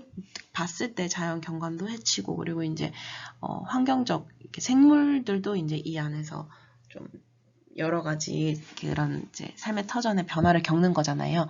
그러니까 이렇게 다른 여러 가지 더 넓은 범위의 가치와 의의를 둘 수 있는 그런 연구를 할 수 있다라는 거 말씀드리고 싶고 그 다음에 또 이렇게 제가 또 관심 갖고 있는 연구가 뭐가 있냐 하면 이제 제가 인천에 왔으니까 갯벌 연구를 좀 많이 해보고 싶어요. 그래서 갯벌이 서해에 굉장히 잘 발달되어 있잖아요. 인천 조금만 우리가 차 타고 가도 갯벌이고 이렇게 쭉 해안선 따라서 연구할 수 있는 이 지하수를 연구할 수 있는 지역이 굉장히 많은데 제가 이제 관심을 가지고 있는 건 이 갯벌에서 엄청 많은 생물들의 서식지예요. 많은 생물들의 산란지이자 서식지인데 여기는 또 이제 육지와 해양 사이에 있기 때문에 육지에서 해양으로 유입되는 아주 과잉의 영양염류나 오염물질들이 많이 또 유입이 되는 곳이기도 하죠. 그래서 여기서 이제 갯벌이 어떻게 보면 완충지대로서 혹은 정화작용을 하는 어떤 그런 기능을 하기도 하는 되게 중요한 스팟이에요. 그래서 여기에 또 많은 생물들이 살고 있기도 하니까 유기물이 생성이 되기도 하고 분해되기도 하고 이런 메커니즘 등이 굉장히 복잡할 거란 말이죠. 그래서 또 이제 서해는 지하수 유출도 많은 것으로 알려져 있고 그래서 여기 자체적으로 갯벌에서 생성되는 유기물도 많고 육지로부터 공급되는 것도 많기 때문에 그 지역의 어떤 환경적 차이, 조건에 따라서 얘네들이 다양하고 복잡한 거동을 보일 것입니다. 그래서 일부 지역에서는 유기물이 이제 생성이 되기도 하고 일부 지역에서는 갯벌로 와서 제거가 되는 그런 지역들도 있는데 이제 이것들을 하나하나 어떠한 요인들이 이것에 영향을 주는지를 살펴보면서 이렇게 갯벌에서 유기물과 또 이제 해양 생물에게 중요한 먹이원이 되는 영양염의 순환과 거동을 이해하기 위한 그런 연구를 앞으로 이제 수행을 해보고자 합니다. 또 이제 지하수와 관련된 연안 연구 중에 이제 갯벌 생태계랑 관련해서 연구를 해보고 싶은 게 있는데 이제 예를 들면은 이거는 이전에 나왔던 연구 중 하나로 이제 딱 갯벌에 가면 이렇게 물이 흐르는 이게 이제 물이 빠져나가고 나서 지하수가 이렇게 밖으로 이렇게 흐르는 게 노출된 여기 이제 그 채널, CPG 채널이라고 할 수 있는 그런 지역들이 이렇게 보이는데, 보면 여기 물이 흐르는 지역과 흐르지 않는 지역의 생물상이 좀 다른 걸, 이렇게 흐르는 지역에 이렇게 초록 색깔들이 좀 보이고, 흐르지 않는 지역은 그렇지 않은 거를 육안으로 이제 볼 수가 있는 지역이 있었는데, 여기도 저기 전라남도 그쪽에 갯벌 지역이었어요. 가지고 이제 지하수가 흐르는 지역과 흐르지 않는 지역에서의 엽록소를 비롯한 다른 색소 분석을 해보니까 그 생물 군집의 차이를 보였다는 그런 결과가 있었습니다. 가지고 이제 이것도 지역마다 연구를 해보면 굉장히 다양하고 재미난 연구 결과를 얻을 수 있을 것이라고 기대가 돼요. 이렇게 해서 연안 지하수 관련된 연구를 대략적으로 설명을 해드렸고, 그 다음에 이제 제가 조금 더 바다로 나가서 대륙붕 연구를 했을 때 그 시작이 됐던 게 바로 이제 최근에 국제적으로 공동 연구를 많이 해요. 그래서 이제 국제 공동 연구의 일환으로 지금 지오트레이시스라는 프로그램이 활발하게 이제 진행이 되고 있는데, 거기서 이제 대륙붕을 통한 해양으로의 물질 교환이 굉장히 중요하다라는 중요성이 대두가 되기 시작합니다. 그래서 이제 여기 오른쪽에 그림을 살짝 보면 이 다른 분의 연구 결과인데, 이거는 이제 대륙붕 지역에서 용존철이 많이 해양으로 공급되고 있는 그런 단면을 보여주고 있어요. 그래가지고 이제 굉장히 요새 핫 이슈가 되었는데, 이거를 많이 이제 농도 구배를 보고서 아, 정말 대륙붕이 중요한 소스구나라는 거는 알 수 있지만, 어떻게 이 양을 측정하지라는 부분은 어렵기 때문에 사실 그 양적인 정량적 평가는 거의 전무한 실정이었는데, 이제 이때도 화학적 추적자 이 동위원소, 방사성 동위원소인 라듐을 이용을 해서 이렇게 수평으로 유입되는 양을 구했습니다. 이때는 이제 큰 연구선을 타고 나가서 샘플링을 이렇게, 여기가 지금 우리나라고요. 옐로우씨 있고 여기 이스트 차이나씨 있고 여기가 제주도고, 그래서 이렇게 바다에 나가가지고 샘플링을 해와서 그 결과로 이제 대륙붕을 통한 영양염, 미량금속, 유기물의 양이 어떻다, 이런 것들을 이제 연구를 할 수가 있었고, 그 다음에 마지막으로 이제 여기는 제가 연구했던 게 동해였는데, 동해뿐 아니라 어떠한 외양으로 가가지고 이제 그 해양 내부적으로 수직적인 어떤 물질 교환량을 또 측정하는 게 중요해요. 이제 주로 유기물의 합성은 표층에서 일어나기 때문에 표층으로 공급되는 영양염이 어디서 오는지 얼마나 오는지를 아는 것은 굉장히 중요하겠죠. 그것은 곧 탄소, 대기 중 이산화탄소 농도를 결정짓는 것과도 연관이 매우 긴밀하게 되어 있기 때문이죠. 그래서 세 번째로 이제 제가 토픽을 분류를 했던 게 이제 먼 바다에서 이렇게 영양염 농도 분포, 수직 분포, 여기 지금 2300m까지 본 거고, 이제 라듐 동위원소 등 여러 가지 화학 추적자를 활용해서 함께 접목을 시켜서 데이터 해석을 하면 얼마만큼 해양에서 이제 물질들이 수직적으로 교환이 되고 생산에는 얼마나 영향을 주고 탄소순환에는 어떤 영향을 주는지, 이렇게 기후변화와 관련해서 탄소순환과 관련해서도 연구를 수행할 수 있다는 것, 이렇게 크게 알아보았어요. 그래서 제가 마지막 슬라이드로 이제 해양 생지학을 연구하는 미래, 앞으로의 연구 방향을 간략하게 정리를 해보았는데요. 전통적으로 해양학자들은 이제 화학 반응이 평형 상태에 머물러 있다고 가정을 하고 여러 가지를 계산을 했는데, 물론 이렇게 해야 계산이 굉장히 단순화되고 구하기 쉬워지기도 하지만 해양 생지화학적인 어떤 과정의 광범위한 다양성을 이해하는 데는 한계를 가지게 됩니다. 사실 해양은 동적 평형 상태에 있기 때문에 그렇죠. 그래서 이제 앞으로 더더욱 이런 육지랑 해양, 그러니까 뭐 육지해양 경계면 같은 경우는 강이나 지하수를 통한 유출이 있을 거고, 대기해양 경계면, 그리고 해수와 밑에 저층 퇴적물로부터 또 확산되는 양이 그런 연구도 중요하기 때문에 이런 해양과 관련된 여타 경계면들로부터 그 사이의 물질 교환과 물질량을 추적하는 것이 굉장히 앞으로 중요한 연구가 될 것이라고 생각을 하고요. 또 이제 이렇게 지역적인 연구는 관측으로 가능한데, 뭐 더 큰 범위의 연구를 하려면 이런 것들을 또 모델링을 하고 그거를 모델을 구축하는 것도 중요하고, 그게 또 얼마나 잘 들어맞는지 검증하는 것이, 이런 과정이 필요하다고 생각을 합니다. 그래서 현재 해양을 밝히고 또 과거의 해양을 이해하고 미래 해양을 예측하는 것이 굉장히 중요할 것입니다. 이거는 우리가 그냥 뭐 해양학자로서 바다를 연구하는 것에 그치지 않고요. 말씀드렸듯이 지구온난화 등 이제 환경 문제에 있어서 해양의 역할을 우리가 얼마나 잘 이 중요성을 얼마나 잘 이해하고 있는지, 그리고 그걸 이해한 후에는 어떠한 대책을 마련하는 것이 중요한지, 이렇게 사회적 의의까지 가질 수 있고요. 그리고 이제 환경적으로도 해양 환경을 보존하는 방법을 제시할 수 있고, 그리고 해양에 있는 무궁무진한 자원을, 그러니까 그럼에 이 연구 결과에 따라서 어떻게 하면 이런 자원을 효율적으로 이용할 수 있겠다라는 것들의 방법을 제시하는 데도 도움이 될 것이라고 생각을 합니다. 이제 정말 마지막으로 이제 다시 맨 처음 모식도로 이렇게 돌아왔어요. 그래서 이제 연구실에서 제가 어떤 연구를 해왔고 하고 싶고 관심을 주로 가지는지 좀 감이 오시는지 모르겠지만, 이제 영양염, 유기탄소 등 이러한 해양 플럭스, 그리고 영양염 유기물이 해양과 이런 퇴적물에서 어떻게 만들어지고 분해가 되는지, 그리고 이것들이 어떻게 연안 생태계에 영향을 주는지, 이런 것들, 기후와 생태, 해양 기후와 관련된 여러 가지 흥미로운 주제에 관심이 있고 공부를 해보고 싶다 하는 학생들은 언제나 환영이니까 앞에 있던 이메일이나 이런 것들을 통해서 함께 소통하고, 관심 있는 학생들은 언제나 환영이니까 연락 주시고요. 네, 이렇게 연구 소개를 할 수 있게 돼서 정말 좋았습니다. 그러면 개강하면 나중에 1학기는 지금 힘들겠지만 나중에라도 개강하면 만났으면 좋겠어요. 네, 감사합니다. 이어서 외부 연사 강연이 있겠습니다.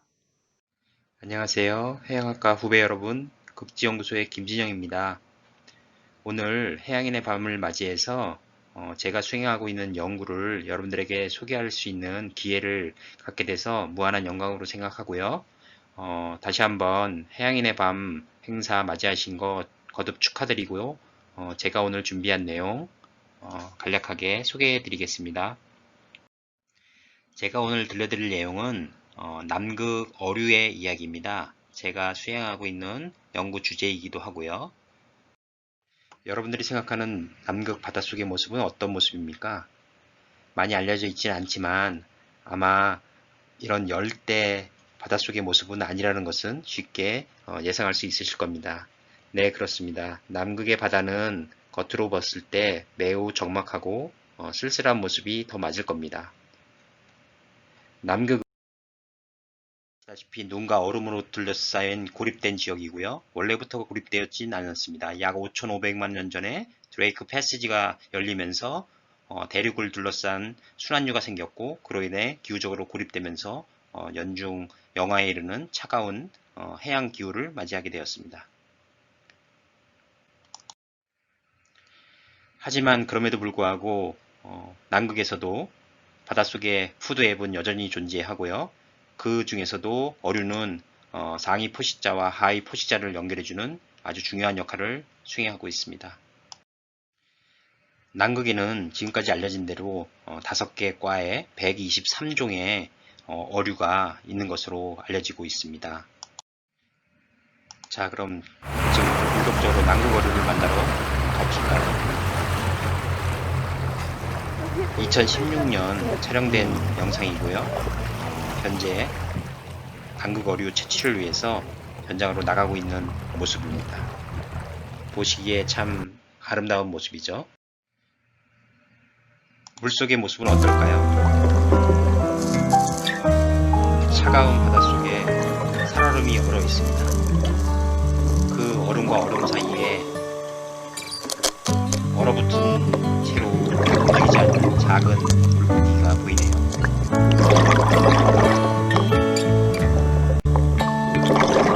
이 차갑고 촉박한 환경 속에서 이 어린 물고기는 무엇을 하고 있는 걸까요?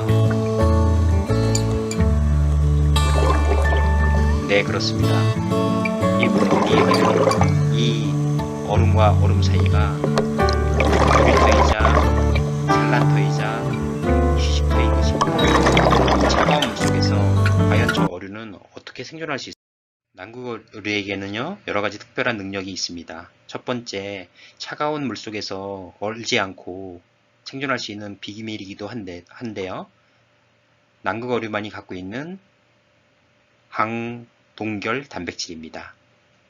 AFP라고 불리는 단백질은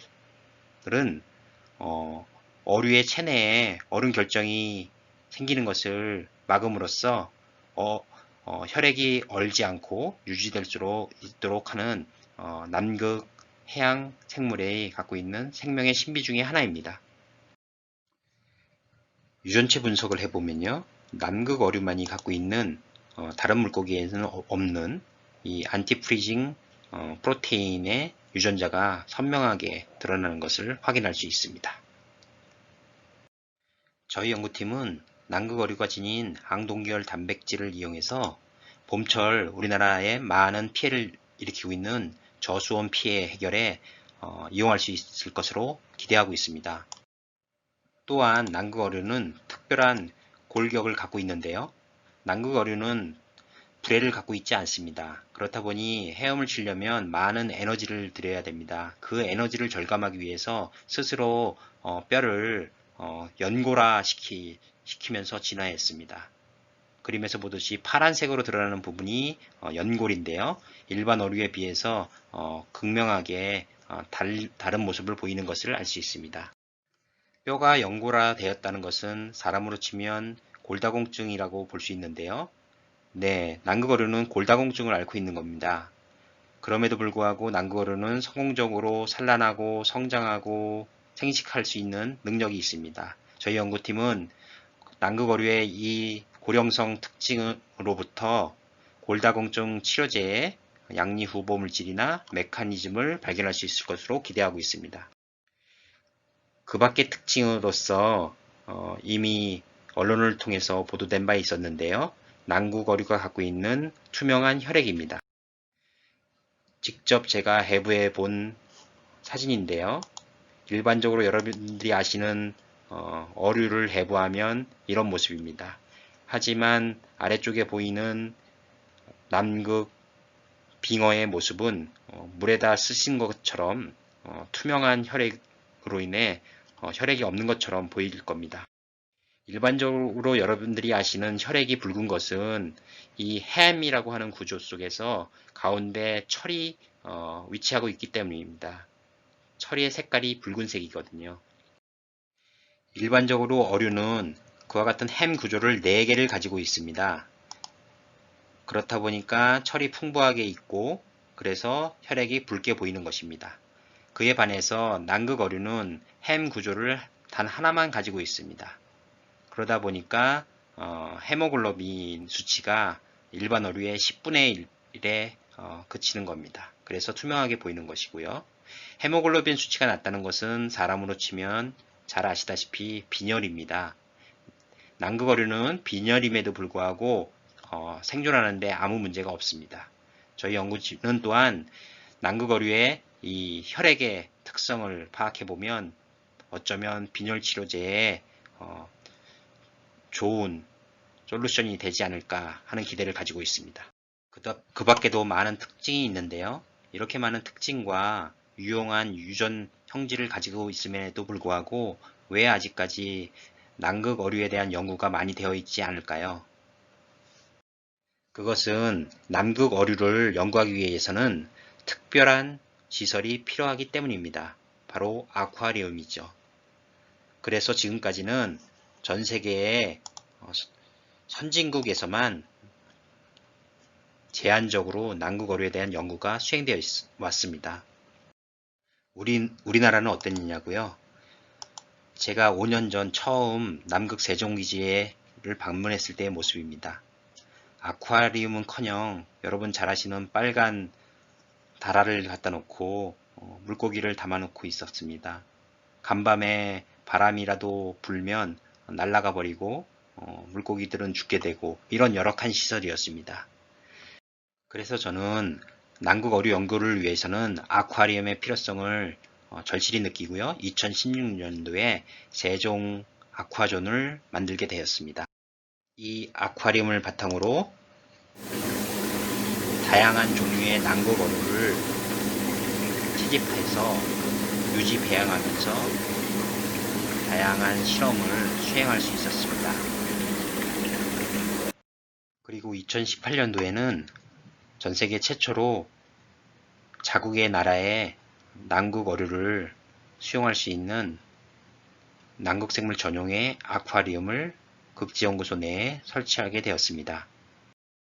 이렇게 두 시설을 마련한 이후부터는 남극 어류를 직접 채집해서 세빙선 아라오노에 있는 아쿠아리움을 이용해서 국내로 들어와 연구를 수행하게 되었습니다. 실제 극지연구소에서 현재 사육 중이며 지난 3년 동안 성공적으로 유지 배양하고 있는 어류의 모습입니다. 이 물고기들을 이용해서 남극에 가지 않고도 남극 어류를 1년 365일 관찰하고 다양한 실험을 수행할 수 있게 되었죠. 지금까지 수행해온 연구를 바탕으로 남극 어류만이 갖고 있는 유전체의 특징을 밝히는 논문을 네이처지에 발행하기도 하였습니다. 마지막으로 요약을 드리면서 제가 오늘 준비한 내용을 마무리 지어볼까 합니다. 저는 남극 어류를 연구하고 있습니다. 남극 어류가 갖고 있는 특별하고도 유용한 형질들이 많습니다. 그것에 대한 연구는 아직까지 많이 이루어지지 않고 있고, 안정적인 연구를 위해서 남극 어류를 채집해서 국내로 들어와서 연구를 하고 있습니다. 성공적으로 아쿠아리움을 설치했고요. 그를 이용해서 다양한 형질을 밝혀내고 생명의 신비를 밝히는 양리 후보 물질이나 치료제 메커니즘을 밝히는 연구를 수행하고 있습니다. 자, 지금까지가 제가 준비한 내용입니다. 경청해 주셔서 감사드리고요. 다시 한번 제 연구 분야를 소개할 수 있는 기회를 주셔서 감사합니다.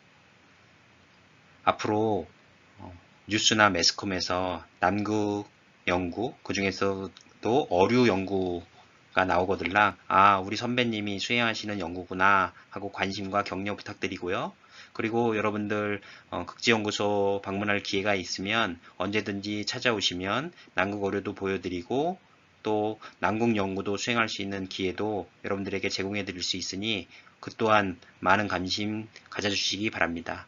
다시 한번 해양인의 밤 축하드리고요.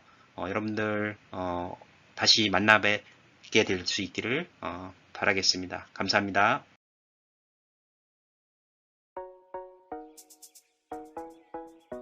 저는 이나대학교 해양과학과 석사과정에 재학 중이며 주식회사 블루코코넛 대표이사로 재직 중인 주건입니다. 파마르고는 무인 해양기상 관측 장비이며 기존 대양 항목에 맞춰 설계된 아르고 플로트의 연근의 운용 적합성 문제를 해결한 제품입니다. 저는 해양학을 전공하고 있으며 관련 분야의 문제점 및 미래의 연구에 대해 자주 접하게 됩니다. 그중 특히 미래해양학과 관측 장비에 평소 많은 관심이 있었고 기상청 예보 자료의 문제점과 해결법에 대해 배우게 되었고 새로운 장비를 굉장히 개발해보고 싶었습니다. 저 혼자만의 힘으로 새로운 장비를 개발하는 것은 무리가 있었고 사업화를 시도해보자는 친구의 제안으로 창업을 통해 장비를 개발하고 있습니다.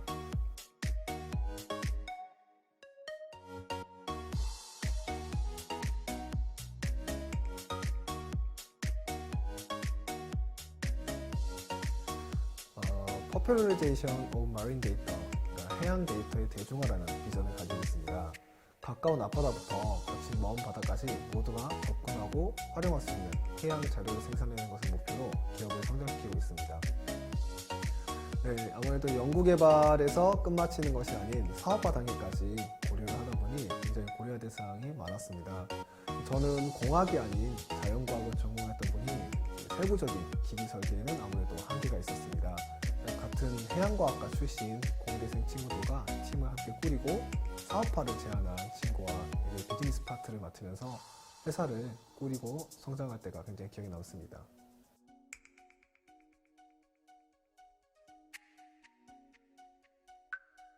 네, MIT에서도 비슷한 제품을 올해 초에 OSM이라는 곳에서 발표하였습니다. 하지만 이 경쟁 제품은 부력 조절을 하지 않고 프로펠러를 활용해서 움직이기 때문에 반응 속도는 더 빠르지만 에너지 효율이 떨어지는 단점이 있습니다.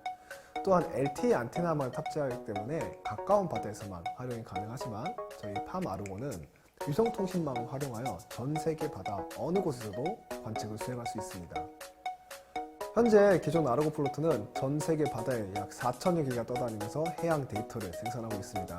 제 목표는 앞으로 향후 10년 이내로 기존 아르고 플로트보다 더 많은 저희 회사의 팜 아르고를 투입하여 해양 관측 자료를 생산해서 전 세계에 제공하는 것이 가장 가까운 목표입니다. 인류 역사를 살펴보면 해양 강국이 곧 세계적인 강대국이었습니다. 한국은 지도를 거꾸로 돌려보면 삼면이 바다이고 해양 진출 조건이 매우 좋은 지리적 조건을 갖추고 있습니다. 블루코코넛은 4차 산업혁명 시대의 미래 해양을 이끌어 나가는 기업이 되겠습니다. 감사합니다. 마지막으로 동창회 장학금 수여식이 있겠습니다. 해양과학과 동창회 장학금 수여식이 있겠습니다. 수여자는 1학년 고수연, 2학년 윤상수, 3학년 이수진 학생입니다. 시상은 해양과학과 학과장님이신 박재현 교수님께서 도와주시겠습니다.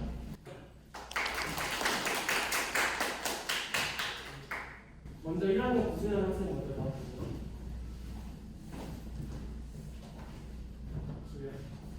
일단 유치가 있으니까 우리 동창회에서 있어야 된다.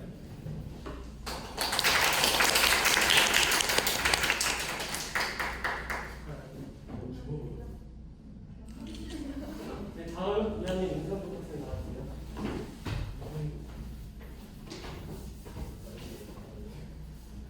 기념사진 찍고.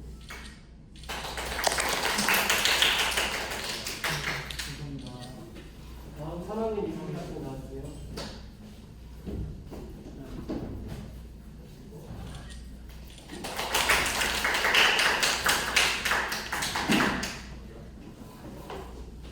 오늘 그 동창회 장학금 수여식을 이 온라인 해양의 밤에서 진행했는데요. 이 장학금은 우리 이 인하대 해양과학과 출신 선배님들이 한 푼 두 푼 모아서 기금으로 마련한 그 기금에서 매년 사실 6명의 학생을 선발합니다. 농학계도 3명을 선발하고 가락계도 3명을 선발해서 이렇게 장학금을 주고 있는데요. 이번에 많이 지원을 했음에도 불구하고 오늘 그 장학금을 수여받은 3명의 학생만 선택한 수밖에 없던 그 상황은 우리 지원했지만 선정되지 못한 학생들은 꼭 이해해 주기 바라고요. 동창회 회장님도 그런 부분을 상당히 이제 안타까워했습니다. 그건 어쩔 수 없는 상황입니다. 오늘 장학금을 받게 된 학생들은 따라서 지원했지만 결국 받지 못하게 된 그 학생들을 생각하면서 이 귀한 장학금을 여러분의 학업에 큰 도움이 되게 잘 쓰기 바라고, 그리고 잘 받지 못하게 된 지원자들도 혹시 다른 기회가 있으면 또 장학금 다른 기회에서 또 받을 수 있는 기회가 있으면 좋겠습니다. 네, 이것으로 동창회 장학금 수여식을 마치겠습니다. 이상으로 준비한 행사는 끝이 났습니다. 온라인으로 진행된 첫 해양인의 밤 행사임에도 불구하고 많은 분들이 참석해 주셔서 풍성한 해양인의 밤이 될 수 있었던 것 같습니다. 멀리에서도 인하대학교 해양과학과에 관심을 가져주시고 시간을 내어주신 여러분들께 감사하다는 말을 전하고 싶습니다. 지구가 두꺼운 책이라면 우리가 살고 있는 땅은 얇은 종이 한 장에 불과합니다. 나머지 수천 장의 공간은 바닷속에 펼쳐져 있습니다. 이 공간 속 한 장 한 장을 인하대학교 해양과학과 동문들이 채우며 한 권의 책을 완성시켜 나갔으면 좋겠습니다. 긴 시간 시청해주셔서 감사합니다. 이상으로 인하대학교 해양과학과 창립 41주년 해양인의 밤 행사를 마치도록 하겠습니다.